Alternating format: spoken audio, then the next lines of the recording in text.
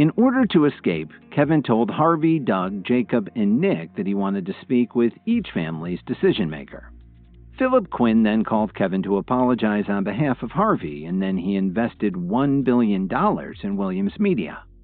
While everyone wondered why such a powerful and terrifying figure was so respectful towards Kevin, the latter simply smiled. Prior to that night's events, Kevin found out about the Quinn family's involvement in Vito's plot against Williams Media. He then called Philip to share that he had 3 power pills in his possession. Kevin knew that a man like Philip Quinn wouldn't be able to resist the temptation of the power pill. After all, Philip had already spent billions in the past just to have some. After their call ended, time passed by slowly. Other than Philip, no one else had contacted Kevin. As a result, he started to get impatient from all the waiting. Kevin slammed his phone on the table and stood up. His eyes swept across the remaining men. "Will you look at the time? I guess none of your relatives care about what happens to you." What do you want?"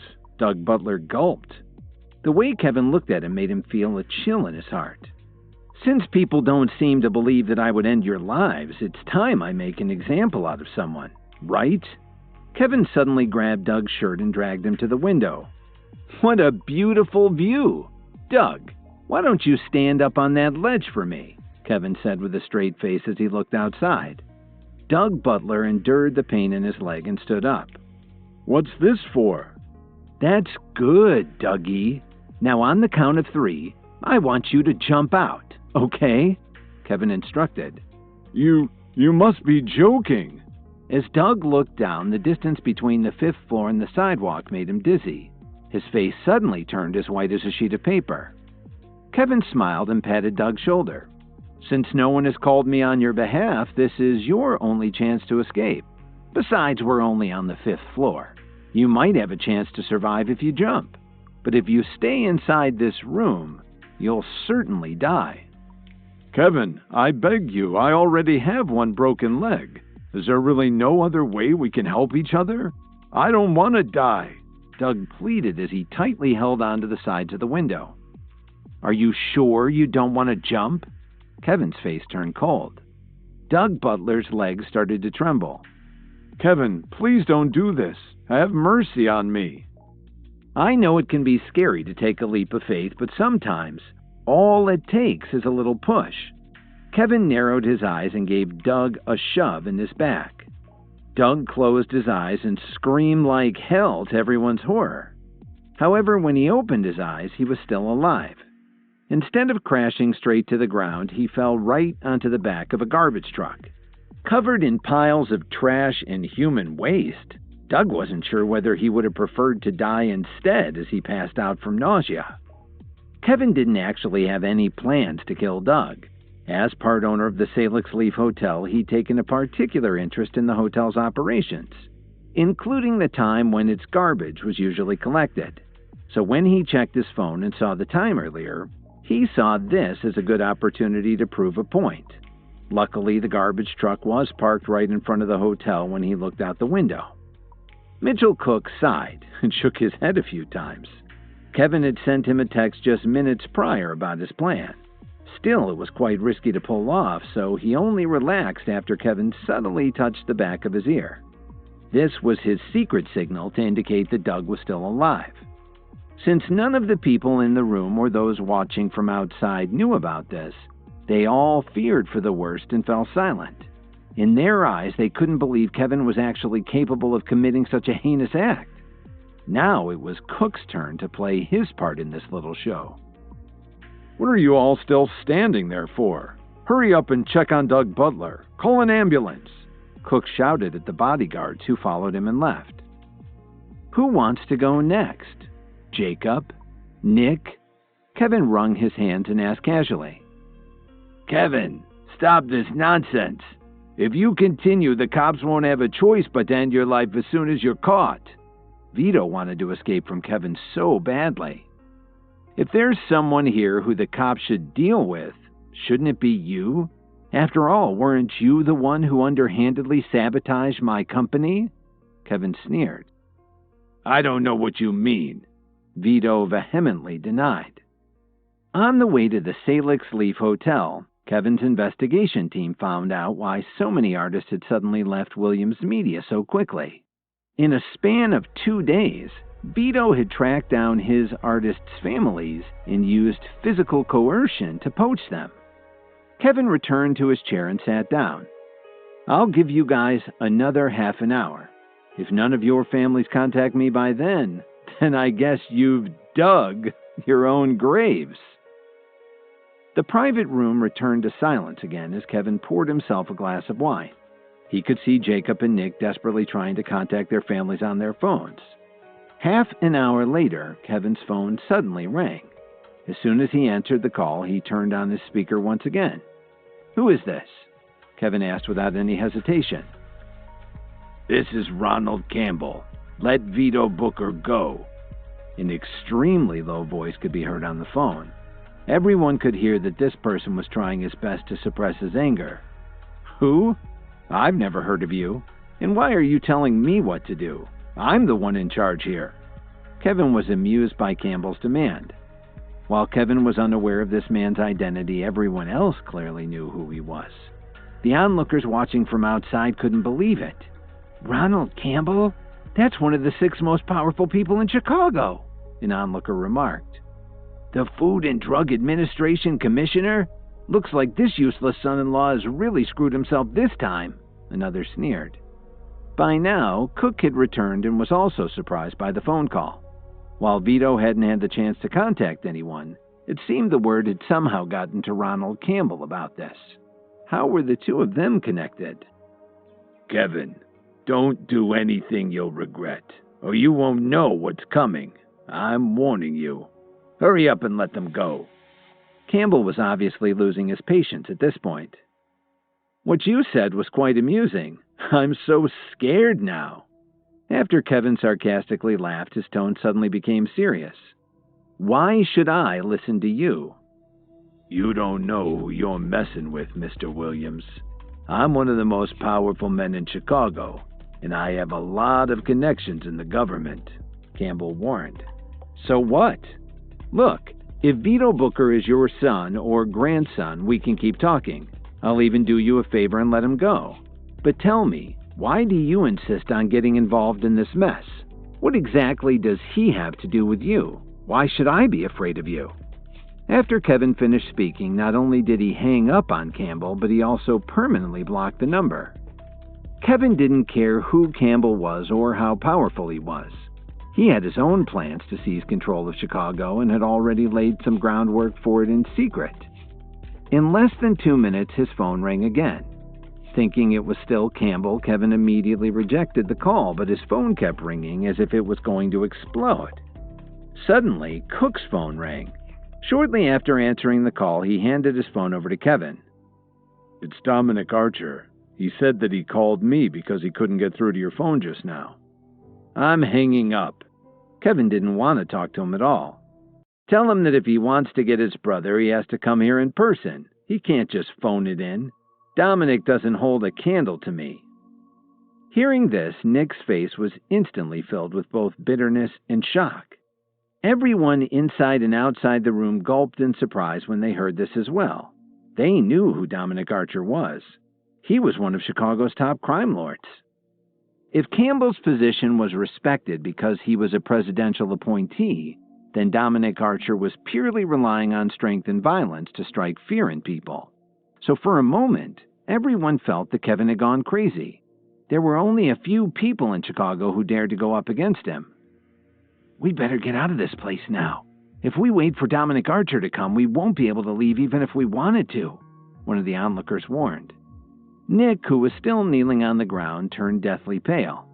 He seemed to have sensed Dominic Archer's monstrous fury. Even if he made it out alive tonight, he knew that he would also have to face his own brother's wrath for putting him in this position. "Losing Williams Media should be the least of your worries at this point. Now that you've offended Dominic Archer, you won't be able to save your life either," Vito laughed maliciously. "If you dare to laugh at me like that again, I'll cut out your tongue." Kevin glanced at him sharply. Vito Booker's smile suddenly turned into anger. "Kevin, Stop pretending to be so powerful. Do you even know who Dominic Archer is? I have a deep relationship with him. If you kneel down right now and beg for mercy, then call Brittany Davis over to accompany me immediately, maybe I can ask Mr. Archer to grant you a quick death." Just as he finished talking, Vito suddenly let out a loud cry as Kevin had given him another forceful knee to his stomach. "From here on out, I'll start breaking your ribs one by one for every word that comes out of your mouth," Kevin said with a cold face as he looked across the room. "This goes for everyone." This time, Vito really shut his mouth as he silently winced from the intense pain. Just then, Kevin's phone suddenly rang again. Everyone in the room couldn't help but get nervous. The people who were calling Kevin were getting more and more terrifying, and while the others had underestimated Kevin in the past, this time it was different. For those who have only heard about his performance in the martial arts competition, they now understood why Kevin was someone to be feared after seeing him up close. And with Nick, Vito, and Jacob's lives still hanging in the balance, it seemed that he was no longer a useless son-in-law in their eyes. "Who do you think is the next caller?" Kevin didn't answer immediately. Instead, he asked the others with a playful smile. At this point, he'd already rejected both Ronald Campbell and Dominic Archer. So everyone looked over at Jacob. Only the Warren family hadn't made a call yet. Kevin finally answered the phone. "This is Kevin. Who are you?" The person on the other end of the phone didn't hesitate to reply. "This is Andrew Warren." Kevin slightly frowned, as if he wasn't satisfied by his answer. The person's voice didn't sound too convincing. "Andrew Warren is one of the most highly respected people in Chicago. There's a 90% chance that he'll be the next head of the Warren family," Cook informed him in a low voice. "The next head?" Kevin teased casually. He felt slightly insulted by this. "I'm calling you on behalf of the Warren family. Now let my son go. If you don't, I'm afraid you won't be able to bear the consequences." Andrew tried his best to lower his voice as he spoke. "So you're Jacob's father, huh? Well, that doesn't really hold any weight with me," Kevin replied faintly. "And don't you dare talk about representing the Warren family. You're just a potential successor, so don't call me again until you become the true head of your family." Before Andrew could retort, Kevin hung up the phone. "Jacob, does your family think too lowly of you, or is it because your grandfather doesn't respect me enough?" Kevin's face suddenly had a vicious look. "Since he thinks that he's more important in your life, I think you should say hello to Doug." Hearing this, Jacob's face instantly turned pale. He fell to the floor on all fours, trembling and crawling backwards. Suddenly, Cook picked up the phone. "There's news from the hospital. Although Doug is out of danger, the doctors don't know when he'll wake up." Of course, Cook had exaggerated that last part. In truth, Doug was sleeping like a baby after having knee surgery. However, since Jacob was unaware of this, his heart couldn't take it any longer. After letting out a strange wail, he suddenly peed his pants and fainted. Suddenly, Kevin's phone rang again. "Who is it this time?" "This is Daniel Warren. Mr. Williams, I believe you wanted me to personally make this call." An older voice could be heard throughout the room. "What can I do for you, Mr. Warren?" Kevin asked. "I'm sure you already know why I'm calling. To be fair, I really didn't expect the useless son-in-law of the Jones family to be related to the Williams family of New York, and would also be the CEO of Williams Media." Daniel's voice was calm. Kevin didn't find this strange at all. While his identity was actually very easy to investigate, most people wouldn't have bothered to check after dismissing him for his status in the Jones family. "You didn't call me just to tell me that, did you?" Kevin pretended to be confused and asked. "Of course not. I just wanted to acknowledge your impressive background, but so what? That's all in the past now. The Williams family has already chased you out, and Williams Media is about to close down. You'll just go back to being a useless son-in-law in no time, so while you still have some dignity left, It's best to release my grandson immediately. In exchange, my family can provide you with a job as a janitor at one of our properties so that you won't have to scrape by in the future." Daniel's words were filled with disdain. "Looks like everyone in the Warren family speaks in the same tone. Do I need to thank you for your kind offer?" Kevin coldly replied as he stared at Jacob, who was lying on the floor unconscious. "Mr. Warren, your grandson just peed himself and fainted in front of everyone. If you dare to speak to me like this again, I won't hesitate to toss him out the window. Unfortunately, I can't guarantee that he'll have Doug's luck." "What do you want, Mr. Williams?" Daniel suddenly showed a slight panic in his voice. "Shouldn't a person need to apologize for doing something wrong?" Kevin smiled and added, "An older person like you should be full of wisdom. You don't need me to teach you such a small thing." "Dream on, Kevin. You're just a useless son-in-law of the Jones family. What right do you have to demand my apology?" Daniel grumbled in anger. "I'll give you 5 seconds to think it over. Otherwise, your family should be prepared to make some funeral arrangements." Kevin didn't want to waste any more time. His patience had worn thin. All right, just don't hurt Jacob," Daniel pleaded.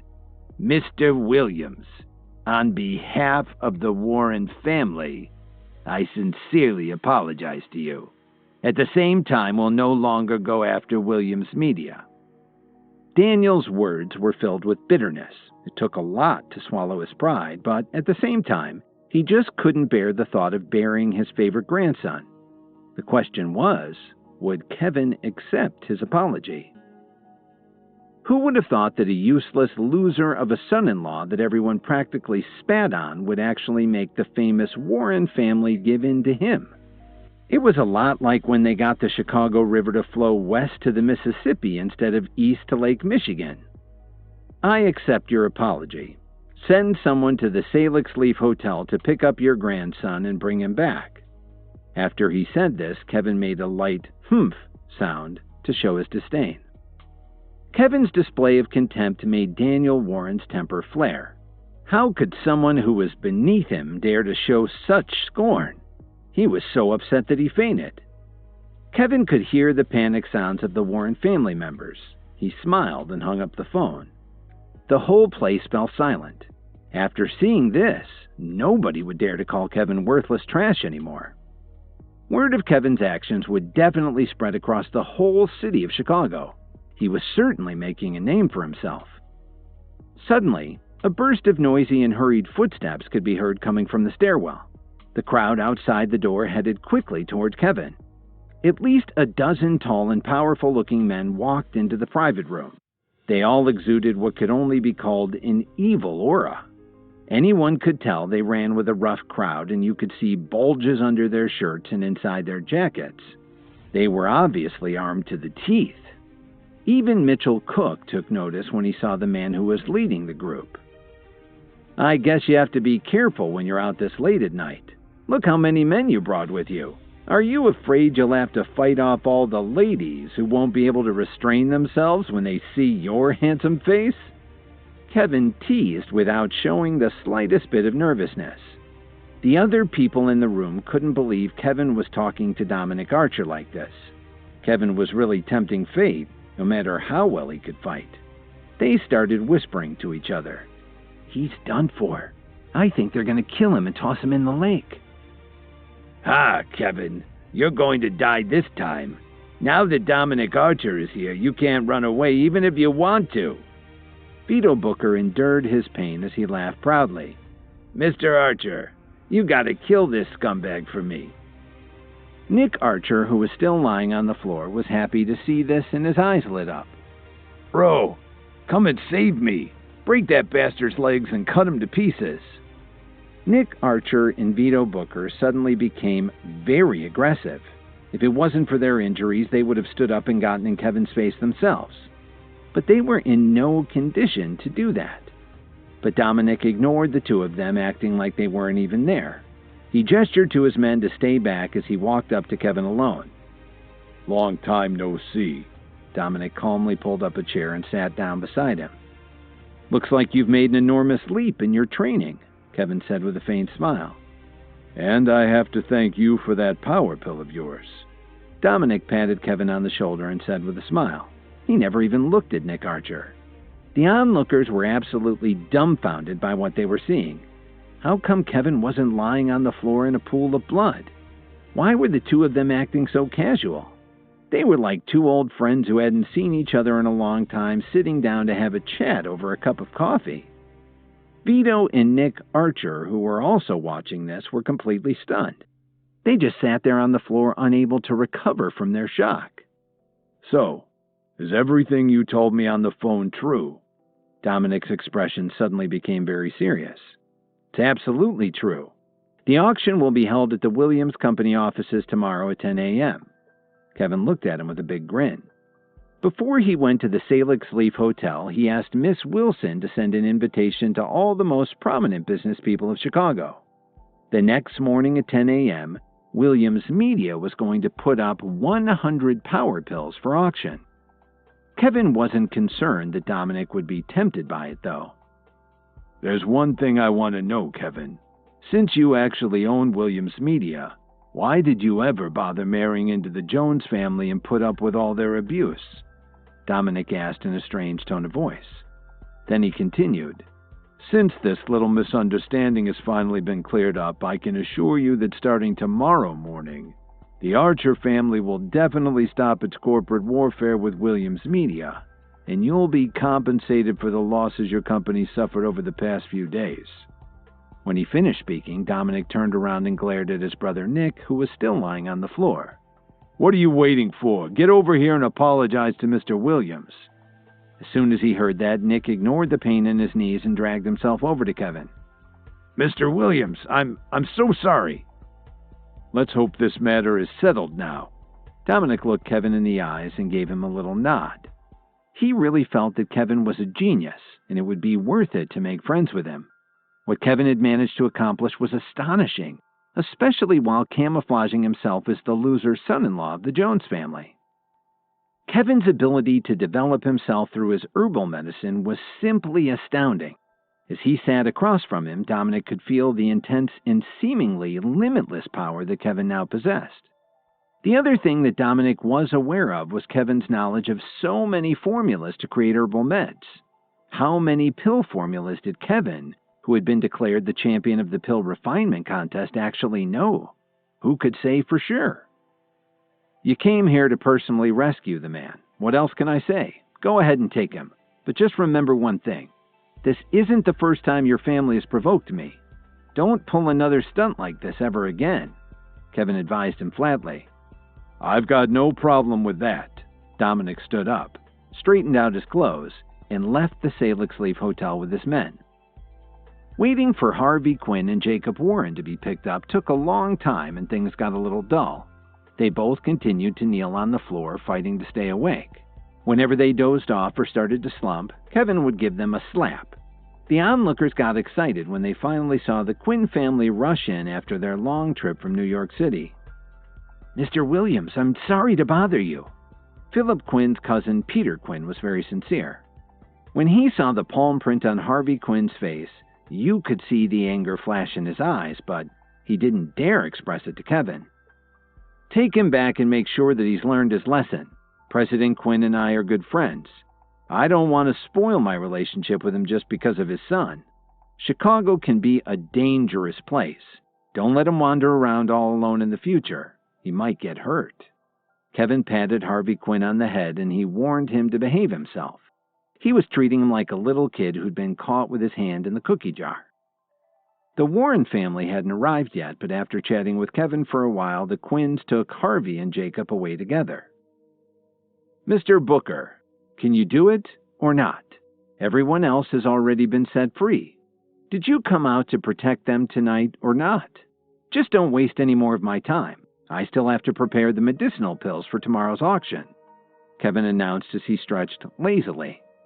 Vito Booker was extremely terrified and didn't know how to respond. His lips moved, but he couldn't speak. This was mainly because of Kevin's pill. The effect of the pill was like a giant, invisible hand. With all the commotion in the Salix Leaf Hotel, no one had come to face Kevin yet. Even the police didn't send anyone to check on him. If this doesn't work out, you might as well just head over to the hospital with Doug Butler. Kevin had reached the limits of his patience. No, wait a little longer. Someone will come for me. Vito sobbed as he pleaded with Kevin. He was beginning to deeply regret what he'd done. Why had he provoked Kevin in the first place? If only he'd accepted his last defeat, none of this would have happened. Actually, you still have a bargaining chip in your hand to negotiate with me. It's just that you never thought of it, Kevin said with a mocking smile. Mitchell Cook and the others all smiled when he said that. Rachel and Adriana thought that Kevin was being kind of rough on him. Not only could he defeat someone in a fight, but he could also hit them in the wallet. You want the Booker Phoenix Corporation, don't you? Vito suddenly understood what Kevin was getting at. You dope. What else could I possibly be talking about? Kevin impatiently took out his phone and dialed Brittany Davis's number. When the call connected, he said, "Bring it up now." Moments later, Brittany ran in and placed a contract in front of Vito Booker. "Director Booker, please sign here," Brittany said with a smile. They all watched, wondering if Vito would actually hand over his company. When Brittany Davis came in and placed the contract in front of Vito Booker, everyone held their breath, wondering if he would sign over possession of the Booker Phoenix Corporation. You never know how someone will react. Vito had always wanted to possess Brittany Davis, but right now, when he looked at her smile, his heart was filled with nothing but bitterness. No, I won't sign it. I definitely won't. Before Vito even finished speaking, he saw Kevin, who had been sitting patiently in his chair, start clenching his fists. Kevin got up and slowly walked to the window, then he turned and sneered at Vito. "There are some things you need to think about first." Kevin lightly tapped on the windowsill. Everyone there understood what he meant.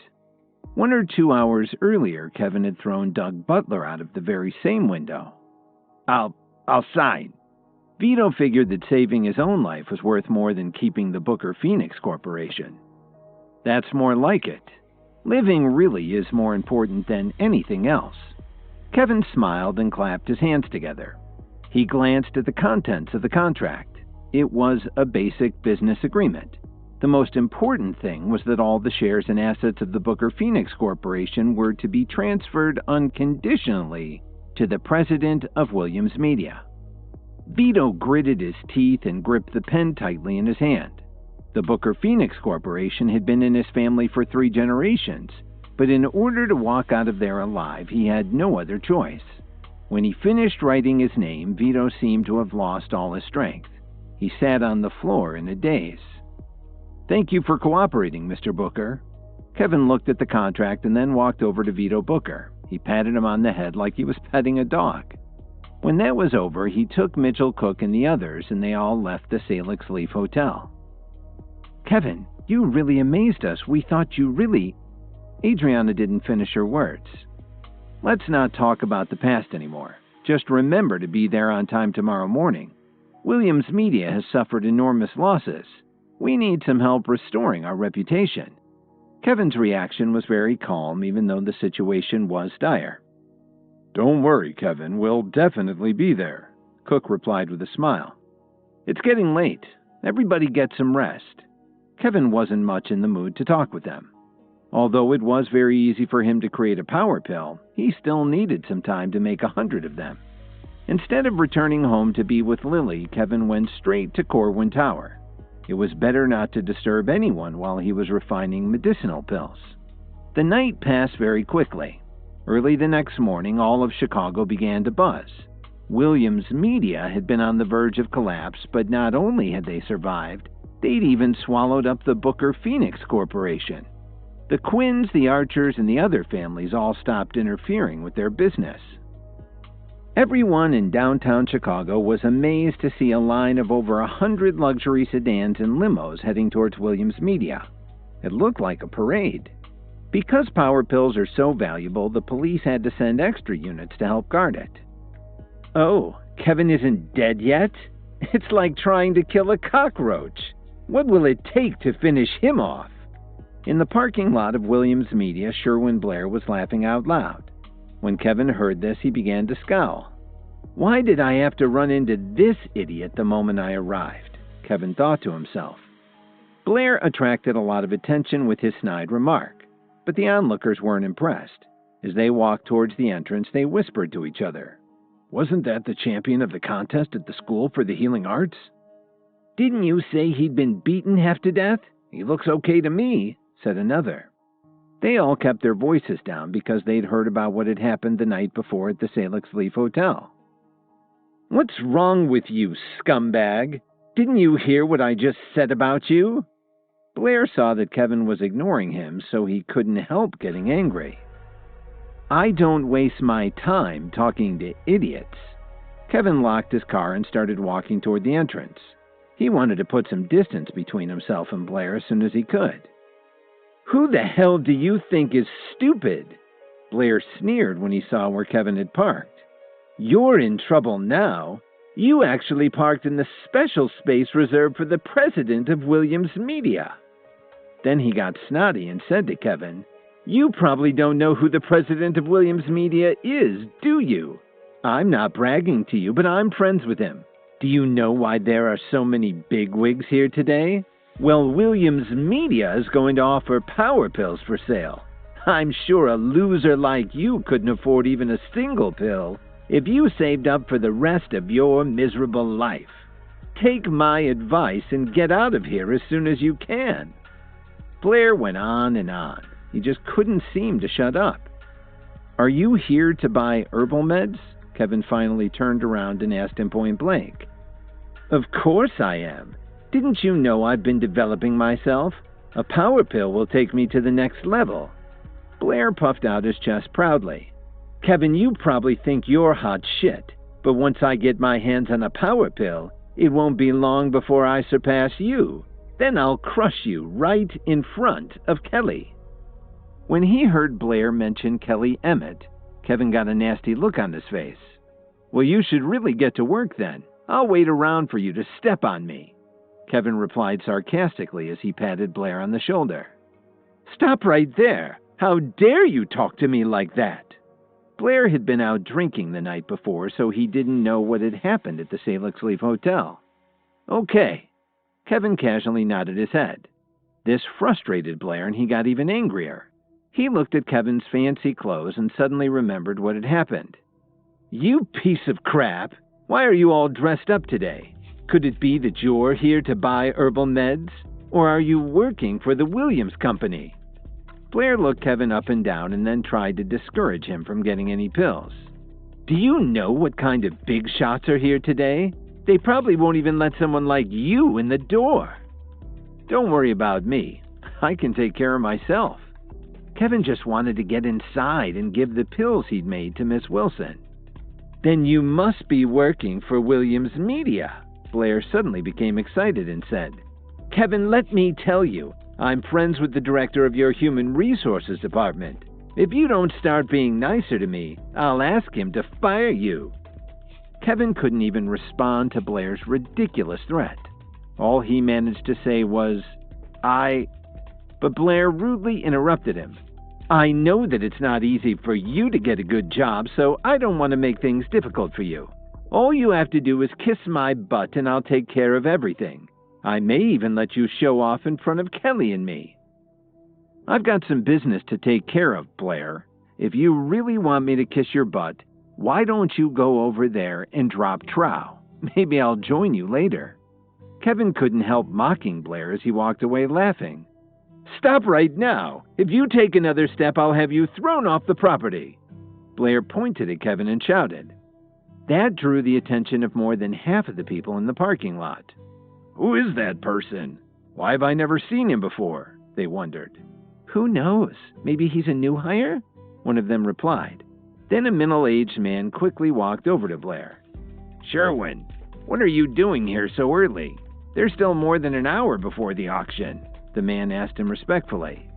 Mr. Bennett, you got here just in time. This man is an employee of Williams Media, isn't he? Well, he just insulted me. How do you think we should deal with it? Blair puffed himself up. and you could tell just how important he felt at the moment. The man looked at Kevin and snapped. So you're new here? I'm Patrick Bennett from the Human Resources Department. I order you to apologize to Mr. Blair right this instant. Otherwise, you'll be off the payroll today.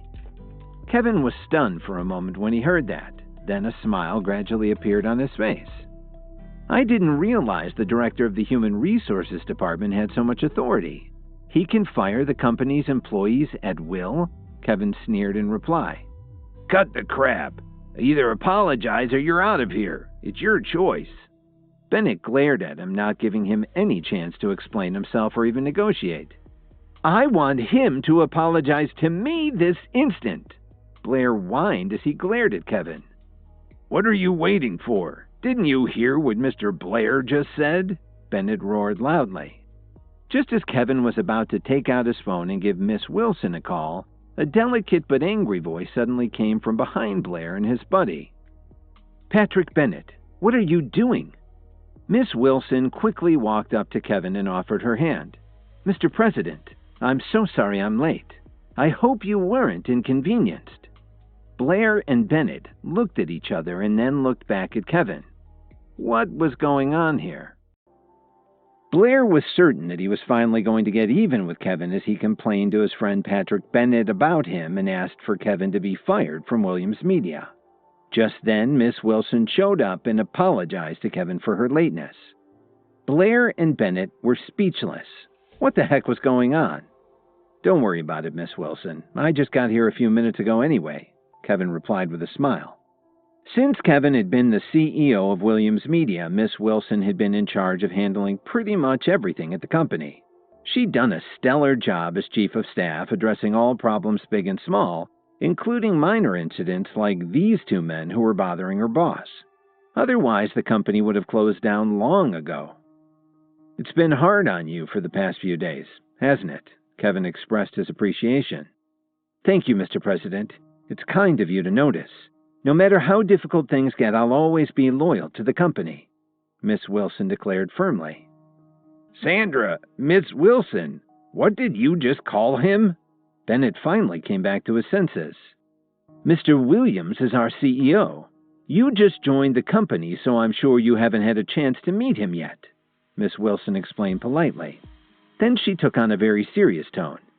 I seem to have heard you shouting at the CEO as I walked up.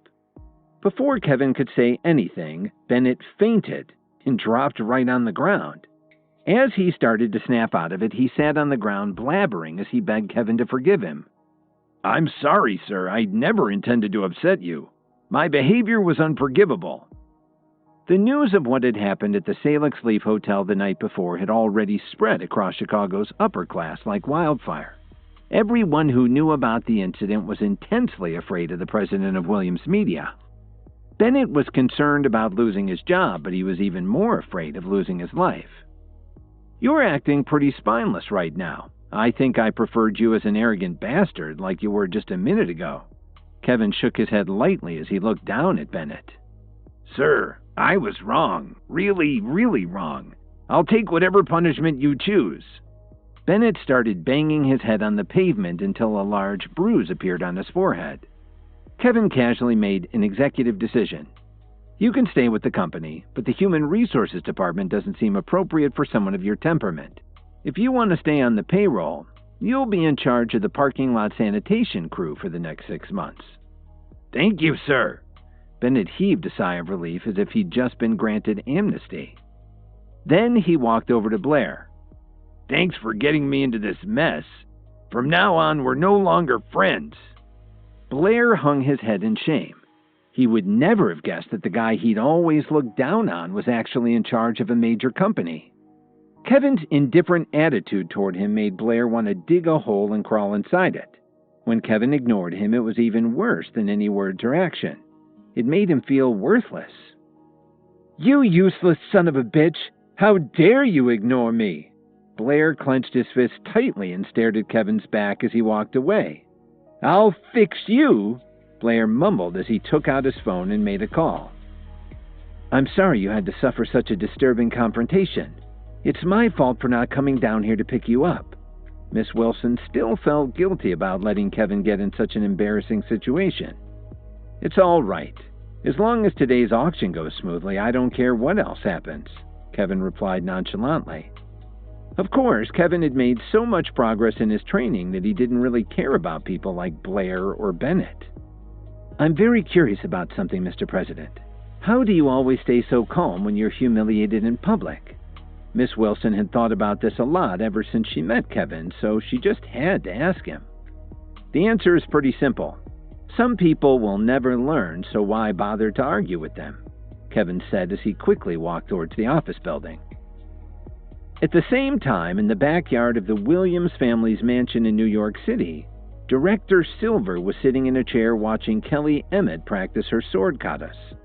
She'd been very pleased with Kelly's performance during the contest at the School for the Healing Arts. Although Kevin ended up being rescued, she was very sure that the scum wouldn't survive. Suddenly, Kelly's phone started vibrating on the table. Director Silver reflexively picked up the call for her. "Kelly, where are you? Do you know that bastard Kevin is still alive?" Blair asked urgently. When Director Silver heard this, she suddenly stood up from her chair and slammed her fist on the table, shattering it to pieces. "What did you say? That scum Kevin didn't die? How is this possible?" she asked in disbelief. "You must be Director Silver?" Blair asked when he realized that Kelly hadn't picked up the call. "You saw Kevin with your own eyes." Director Silver was so excited that she completely ignored Blair's question. "Of course, ma'am.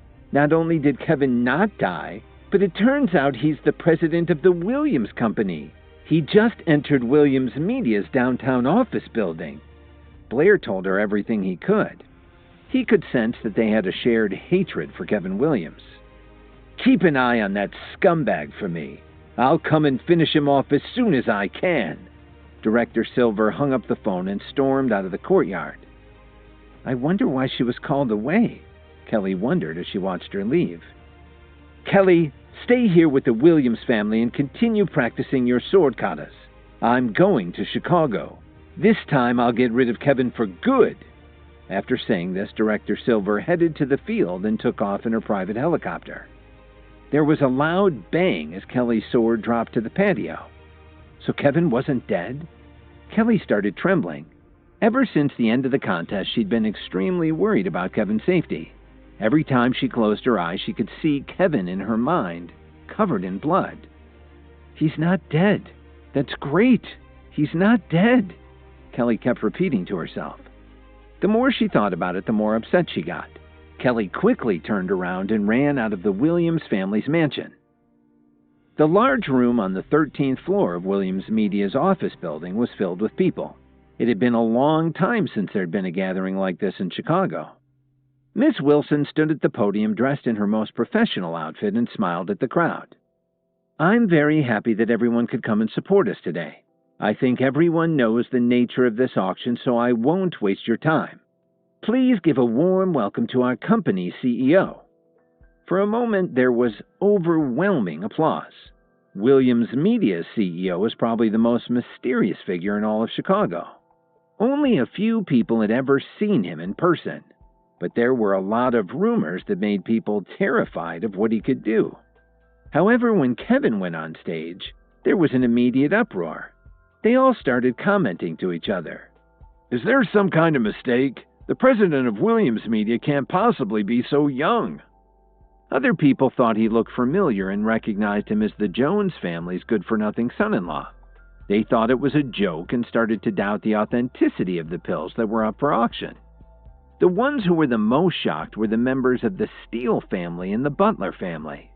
None of the Jones family members even qualified to attend the event. Kevin picked up on the doubt, shock, and disdain, but he remained exceptionally calm. "If everyone is finished speaking, I hope we can have some quiet. After all, this is an auction, and we need to maintain a courteous atmosphere." A young man suddenly stood up, pointed at Kevin, and said loudly, "What could a loser like you possibly have to offer? I think the power pills that Williams Media told us about must be fake."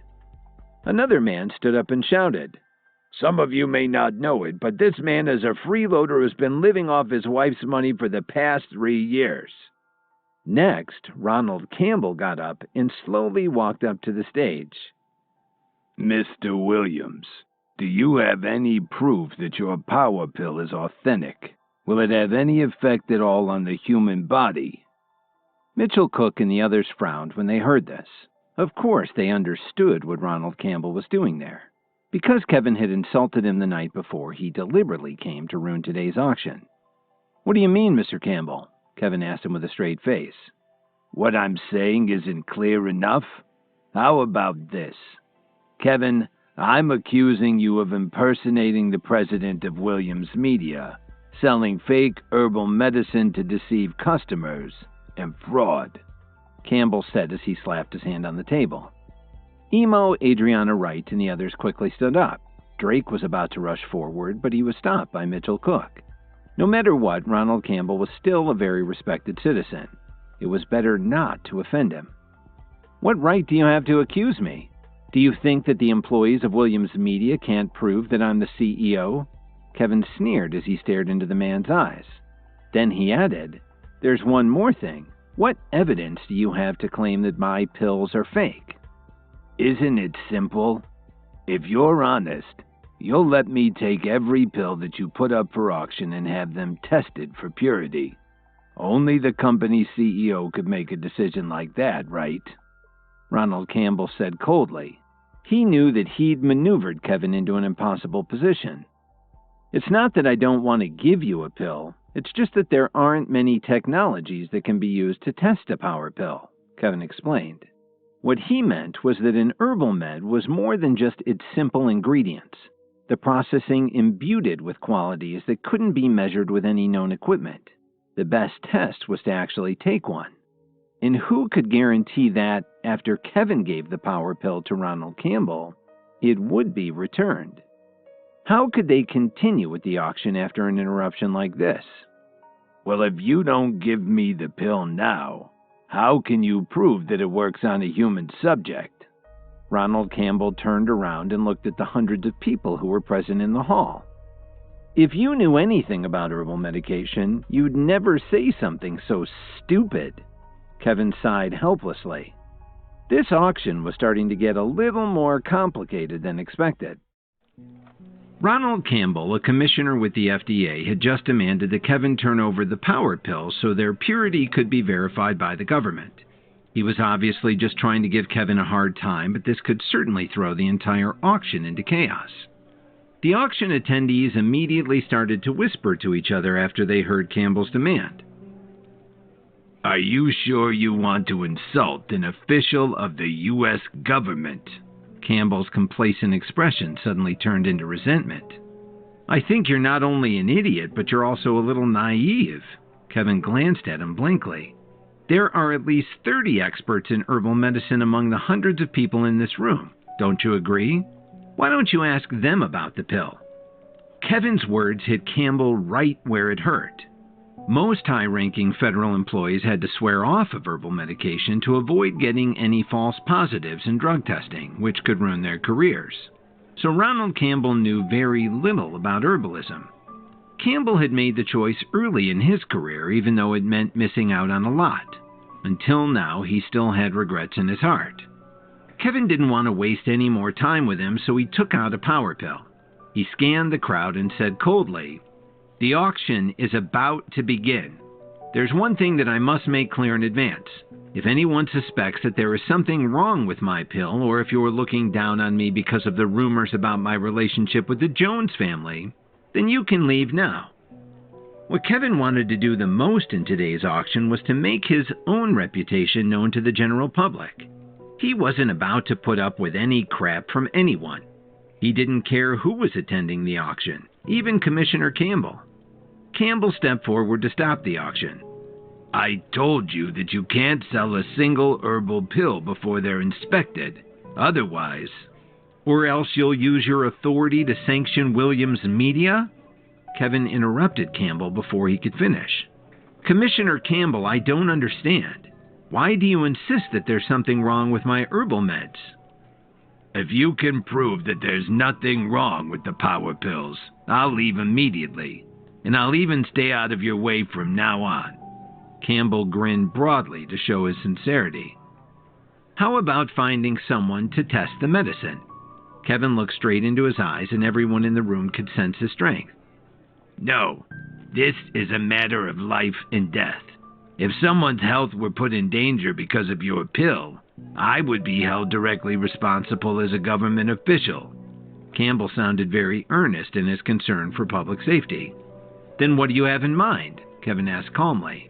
"You have to take one of the power pills right in front of everyone in this room," Campbell said with a sneer. As soon as he had finished speaking, everybody's eyes were focused on Kevin. Almost everyone thought that Campbell had a very good idea. The power pill was the first step in helping someone improve their physical development. If there really was a problem with the pill, then Kevin would suffer the consequences if he took it.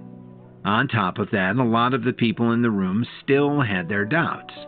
Common sense told them that the power pill was a rare treasure. The one that turned up in the Pearl family's auction was the only one known to exist in all of Chicago in decades. But now the Williams Company was suddenly offering over 100 of them? How could this not make people feel that it was unbelievable? They were very suspicious of where these pills came from. Did they truly possess the legendary effects of the power pill? Kevin's expression was unusually mysterious. Although there were no problems with the medicinal pills he'd produced, they were no longer of much use to him. In his highly advanced body, they were a drop in the bucket, and nobody would be able to tell that they'd made a difference. So if nobody could see the effects of the power pill, why would they bother to bid for one? "Why are you hesitating? Is there really a problem with the pills? It looks like even the company's president is afraid." The expression on Campbell's face looked even more smug than before. Seeing that Kevin didn't say anything yet, Ronald Campbell took that as an admission of defeat. The auction's attendees all started whispering to each other, and some of them were even pointing at Kevin. "What the hell is this? Is there really a problem with the pills?" one of them commented. And another one said, "I think the Williams Company is just stringing us along. It's all a big scam." They appreciated that Campbell had shown up to expose Kevin's deception. Then Campbell announced in his most official tone of voice, "Since you refuse to take the medicine yourself, it means that there must be something wrong with it. I'm declaring that all the pills in this auction will be confiscated from the Williams Corporation. Kevin Williams, you will be charged with counterfeiting, money laundering, and fraud." Just as he was about to conclude the matter, a rough voice came from the crowd. "Commissioner Campbell, please wait." "So it's Dalton Steele." Campbell turned around and looked at Dalton, who was walking toward him. He couldn't help but ask in surprise, "What do you mean by this interruption?" "Mr. Campbell, I think it would be inappropriate for you to accuse President Williams of any crimes." As Dalton said this, he looked over at Kevin and the meaning was understood. "Without solid evidence, I advise you not to rush to make such an important decision. If you make false accusations against President Williams, there will be serious consequences." "What do you mean? Everyone in this room heard what Kevin said about me earlier, and isn't it true that he refused to take the pill himself? What other evidence do we need?" Campbell clenched his fist tightly as he replied to Dalton in a stern voice. Suddenly, everyone heard a very feminine voice declare, "I can prove that his pill is just fine." In the blink of an eye, a beautiful woman appeared on the stage. A puzzled look flashed across Ronald Campbell's eyes. "Who are you, and how can you prove it?" "I'm Nadia Alexander, the president of the Herbalist Society's Southern Branch," she replied quietly. A smile immediately appeared on Kevin's face. He could see everyone's expressions change when they heard this, including Campbell. Once again, they all started to whisper to each other, "There's even someone from the Herbalist Society here today? Did the leader of the Herbalist Society come here just to help President Williams?" one of the people asked. "It looks like now we can find out if the herbal meds are real or fake," his friend answered. Ronald Campbell got a gloomy look on his face. As a government official, he knew the Herbalist Society better than anyone else there. For a non-governmental organization, the society still had a lot of clout. Ronald Campbell bit the bullet and warned her. President Alexander, please don't talk nonsense. This is a matter of public health. Mr. Campbell, you don't need to worry about this. Since the Herbalist Society handles these situations all the time, I'm sure we're more than qualified to determine the quality of the herbal meds that are being offered at this auction. Nadia Alexander didn't even look at him while she spoke. She took the pill from Kevin's hand and carefully examined it. She pulled some compact analytic devices out of her satchel and examined the pill right on the table in front of the crowd. After looking at the results and even using a good old-fashioned magnifying glass, Nadia Alexander slowly announced, "This is a high-grade power pill. Its effect is more than double that of an ordinary power pill." Suddenly, the whole room exploded with excitement. The same people who had been doubtful just a few minutes earlier began to comment on this development. Like I said, the Williams Company is the leading business in the Chicago region. They would never cheat their customers. They couldn't believe that they hadn't trusted Kevin, and they all started to praise his skill. In the midst of all the excitement, people began to return to their seats as they stared at the power pill on the stage with lust in their eyes. No, this is definitely not a genuine power pill. Ronald Campbell stammered as he took a step back. Mr. Campbell, are you telling me that your herbalism skills are higher than mine? Nadia Alexander frowned and asked coldly. That's not what I meant, President Alexander. Please, don't misunderstand. Campbell tried to smile, but he really felt like crying. Does President Williams have another power pill? Nadia Alexander turned her head and looked at Kevin approvingly. Miss Wilson, please bring our pills out here, Kevin ordered his chief of staff as he smiled. Mr. Campbell, don't forget what you just told me. You have to stay away from me when you see me in the future. Kevin patted Ronald Campbell on the shoulder, then he turned to Drake, who was sitting in the front row, and said, "Please show Mr. Campbell the door." Drake stood up immediately, walked over to Campbell, and made a gesture toward the exit. Next, over 100 pills were pushed onto the stage by a team of employees pushing display carts. There was a loud noise from the crowd, and everyone stared at the power pills like vultures, ready to snatch them up. Kevin smiled and took a step forward. He had a certain presence that everyone could feel, and they all calmed down and settled into their seats. Please don't forget that this is an auction. Remember to be respectful of each other. Please remain in your seats and raise your cards to place your bids, Kevin explained with a faint smile. Kevin did his best to control the crowd. After Campbell's interference, if Kevin wanted the auction to continue smoothly, he had to be a lot more assertive. As expected, even the wealthy dignitaries became a lot more docile. Some of them even looked at Kevin with fear in their eyes. Their opinion of Kevin had changed completely. Somehow, he had been reborn, and now he was a rising star among Chicago's younger generation. Would you like to have a chat with me? Nadia Alexander asked him. Of course I would. I have to thank you for helping me today, Kevin replied with a smile. Then he asked Miss Wilson to host the rest of the auction. He patted Dalton on the shoulder and left the room. Nadia Alexander, who was standing outside in the corridor, nodded when she heard all the excitement of the auction in the main room. I didn't expect you to be so good at business. With just 100 power pills, you're going to make a lot of money. And you've also gotten all the influential people in Chicago to respect you in the future. Williams Media will be invincible from now on. It's just a small step, but you're very perceptive to pick up on my overall plan, Kevin replied in a flattering tone of voice. The reason why he had chosen to offer the power pill to everyone was to show them that if they wanted to increase their development and training, they'd do well to work with the Williams Company and not against it. But you have to watch out for Ronald Campbell. He isn't easy to deal with, Nadia Alexander reminded him. Don't worry, I'll be careful with that guy. Kevin acted like he wouldn't be a problem, but he still felt a headache coming on. Although Ronald Campbell was weak, he was still a federal official. Even with Kevin's ties to the Alliance and the Myriads, he had to tread lightly. Otherwise, Kevin wouldn't have let Campbell leave so easily. After a long silence, Nadia asked Kevin what had been on her mind. "Did you make all those power pills yourself?"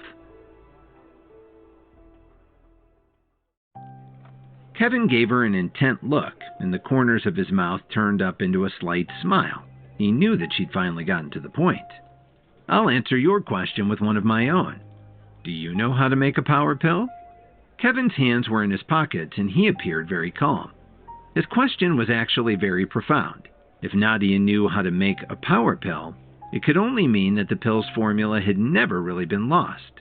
It was just that it had been hidden by the Herbalist Society or some other organization. And maybe Kevin had found the formula by pure chance. But he didn't expect Nadia to stare at him like he was a fool after he asked his question. "I thought you were smarter than that. A power pill is a miracle drug. Its formula was lost decades ago. Otherwise, why do you think they could bring so much money at auction? Those people in that room have more money than common sense," Nadia grumbled. "Well, maybe that's true," Kevin laughed awkwardly. "Maybe. It's all because the power pill is too valuable. Even though the Herbalist Society has been researching it for decades, we still haven't come up with an accurate formula." Nadia, who hadn't finished speaking, quickly came back to her senses. She almost let Kevin trick her into revealing too much. "Don't change the topic. Just answer my question." "All right, I'll lay all my cards on the table. I made the whole batch of power pills." Kevin knew that he couldn't hide it from her anymore. He had to admit it. Although Nadia had already guessed it, when she heard Kevin admit it with her own ears, she let out a gasp. "I have to say, Kevin, you really are a genius." Nadia sighed as she thought about what he'd accomplished. "Is there anything else, President Alexander? If not, I still have a few things to deal with today, and I don't have much time to waste." Kevin yawned as he started to turn and walk away, but he had the feeling that she wasn't finished with him yet. But now he had other things on his mind. Although the Williams Company had been saved from bankruptcy, Phoebe had been taken to Detroit by the Hayes family. He had to find the right opportunity to save her, as well as do all the things he promised Mackenzie. Up until now, he had no idea that Roger Knott had been abducted. So Kevin didn't really have the time to waste chatting in the corridor. "I have a presumptuous request. I don't know if you can agree to it." Nadia stared at Kevin and spoke to him in hushed tones.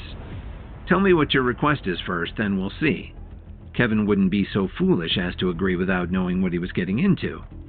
"I need you to come with me to save someone." Nadia suddenly became extremely serious. "There's one thing you need to understand. Although I know how to concoct pills, I don't know how to rescue people. You should go and find someone else."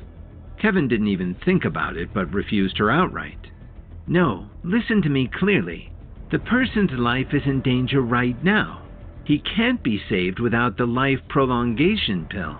If you save him, I believe that it will bring great benefits both to you and the people around you." Nadia's eyes showed a hint of anticipation. Is the person really that important? Kevin couldn't help wondering. He'd seen the life prolongation pill in his sources. It was a high-grade medicinal pill, and if it was refined properly, it could have astounding effects. One of them was obviously that it could extend someone's life. But the whole process was very complex, and Kevin couldn't guarantee that it would be possible. Who was the person you want to save? Kevin just had to know what he was getting involved in. You don't need to ask. I can only tell you that the person is extremely important. He's someone that the entire city of Chicago can't afford to lose or to offend. Nadia explained what she could, but left out the specifics. Someone from the federal government, the state, and in a high position? Kevin reached out and leaned on the windowsill, tapping it lightly with his fingers. I really can't tell you, but if you can concoct the life prolongation pill, the benefits you can get are definitely beyond your imagination. Nadia started to get nervous just talking about it. I'm very curious. Isn't your herbalist society made up of actual herbalists? Can't any of you make the life prolongation pill? This was the biggest doubt Kevin had at the moment. "Stop teasing me. The Herbalist Society doesn't have the formula for the life prolongation pill. Otherwise, why would I come and beg you?" Nadia was starting to become somewhat impatient. That's when Kevin realized that he'd had an advantage all along. The book he took from the Alliance had formulas that had been lost to the rest of the world, and he knew how to make them. After thinking for a while, Kevin nodded. "Okay, I promise to help you." "Really?" Nadia asked in shock. When he nodded, it only meant that Kevin was willing to save the man, but it would also be proof that he had the formula for the life prolongation pill. Imagine if this news ever spread. How many influential and powerful people would come to Chicago to beg him for the pill? But Nadia didn't suspect that this was Kevin's motive. She suddenly looked around as if she were checking to see if anyone was watching them. "Then I have another request. When the time comes, can you say that you did it on behalf of the Herbalist Society?" "Why? Do you want free advertising?" Kevin widened his eyes in shock, then he said, "I really don't like to be tied down by formalities." He still couldn't figure out Nadia's little scheme. If he did her this favor in the name of the Herbalist Society, wouldn't he become a member of the group? Moreover, it was possible that he wouldn't even see half of the benefits. But the Herbalist Society's reputation would get an enormous boost. "Kevin, you have to know that I'm doing this for your sake." Nadia's tone became serious again. "Think about it. If your skill in herbalism is so superior, none of the groups in the Herbal Underground will let you go. Only the Herbalist Society can protect you." She continued to convince him to go along with her plan. "Even if you aren't worried that any of them will come and cause trouble for you, you still have family, don't you? Your parents, wife, and close friends. If you—" "That's enough, President Alexander." Kevin rubbed his temples and interrupted Nadia before she could finish her thought. "If I was still the same person I used to be, I might be afraid of what you just said, but I'm not that man anymore." As he finished speaking, Nadia could feel an unusual power emanating from Kevin. Her perception was that he wasn't the thin young man standing in front of her. He felt more like a giant who reached from the ground all the way up to the clouds. It was a very strange feeling. Nadia had no doubt at that moment that Kevin could destroy her in an instant and leave no trace. He was becoming something more than human. "Now, do you know why I created over 100 power pills and let the Williams Company auction them off?" Kevin suddenly calmed down, and Nadia felt the terrifying pressure fade away. You actually... Nadia was so shocked that she couldn't even speak. "There are some things that you need to understand, and there is no need to say it out loud." Kevin gave Nadia an enigmatic smile and patted her on the shoulder before heading downstairs. As he walked away, he said, "Stop by my office tomorrow morning to pick me up." As she watched Kevin walk away, Nadia started to recover her senses. She realized that she'd broken out in a cold sweat and probably needed to go change her outfit. Before Kevin got down to the parking lot, his phone suddenly rang. He answered it as he walked to his car. "Hi, Lily. What's wrong?" Kevin raised his eyebrows and teased her. "Did you miss me?" "Kevin, you need to hurry home. The dean of the school and a lot of other officials are here." He could hear the panic in Lily's voice. "Okay, I'll be right there." Kevin, who by then was sitting in his car, suddenly frowned. He subconsciously felt a little annoyed by this interruption. But he had to go help Lily, so he mashed the accelerator and his Pagani shot out of the parking garage like a rocket. It only took half an hour for Kevin to get from downtown up to the apartment. When he walked in the door, he saw Professor Murdoch standing there, along with the heads of the other herbal schools. Harley Shepard and Wayne Ford were sitting patiently on the sofa. "What a pleasant surprise, but I wish you'd given us some warning. I would have prepared some food and drinks for you." Kevin greeted everyone warmly. They all looked at him very stoically, and one of them said, "We searched all over town. You're a hard man to find." But after Kevin's performance in the contest, many of the major players in the herbal schools made sure to pay more attention to him, especially after finding out about his relationship with Williams Media. They were a lot less arrogant toward him than before. In fact, they started complimenting him on his quick recovery and offered to teach him new skills. Shepard and Ford both shook their heads as they watched. They looked at each other and saw the surprise deep in each other's eyes. With all of their experience, how could they not have seen the changes in Kevin's body? "Why don't you tell me what you really think of me? All this attention is starting to go to my head." Kevin was used to being ridiculed and ignored by others, and now he was suddenly being flattered by these renowned experts. For a moment, he was thrown off balance because he really wasn't used to it. When he said that, a lot of them suddenly got very quiet and seemed shy, if that was possible. They had a lot of things they wanted to say, but weren't sure just how to do it. "What's wrong? Don't tell me you're really here for a social visit," Kevin asked in confusion. They all started talking excitedly again, asking him about his family and checking to see if he needed any help. One of them even offered to show him an exotic medicinal herb. Seeing everyone talking at the same time, Kevin did his best to hold back his laughter. Dorothy was standing in the corner watching and couldn't believe what she was seeing. She rubbed her eyes several times and even pinched herself to make sure she wasn't dreaming. How could all these people be praising the same son-in-law she'd always treated as a worthless piece of trash? Earlier that day, when Dorothy saw all the luxury limos pull up in front of the building, she thought maybe some rich suitor was there to visit her daughter. When she found out that all these people were actually looking for Kevin, she was annoyed and thought he'd gotten in trouble again and that they had decided to try and find him at home. Boy, was she wrong. But what exactly did all these people want from Kevin?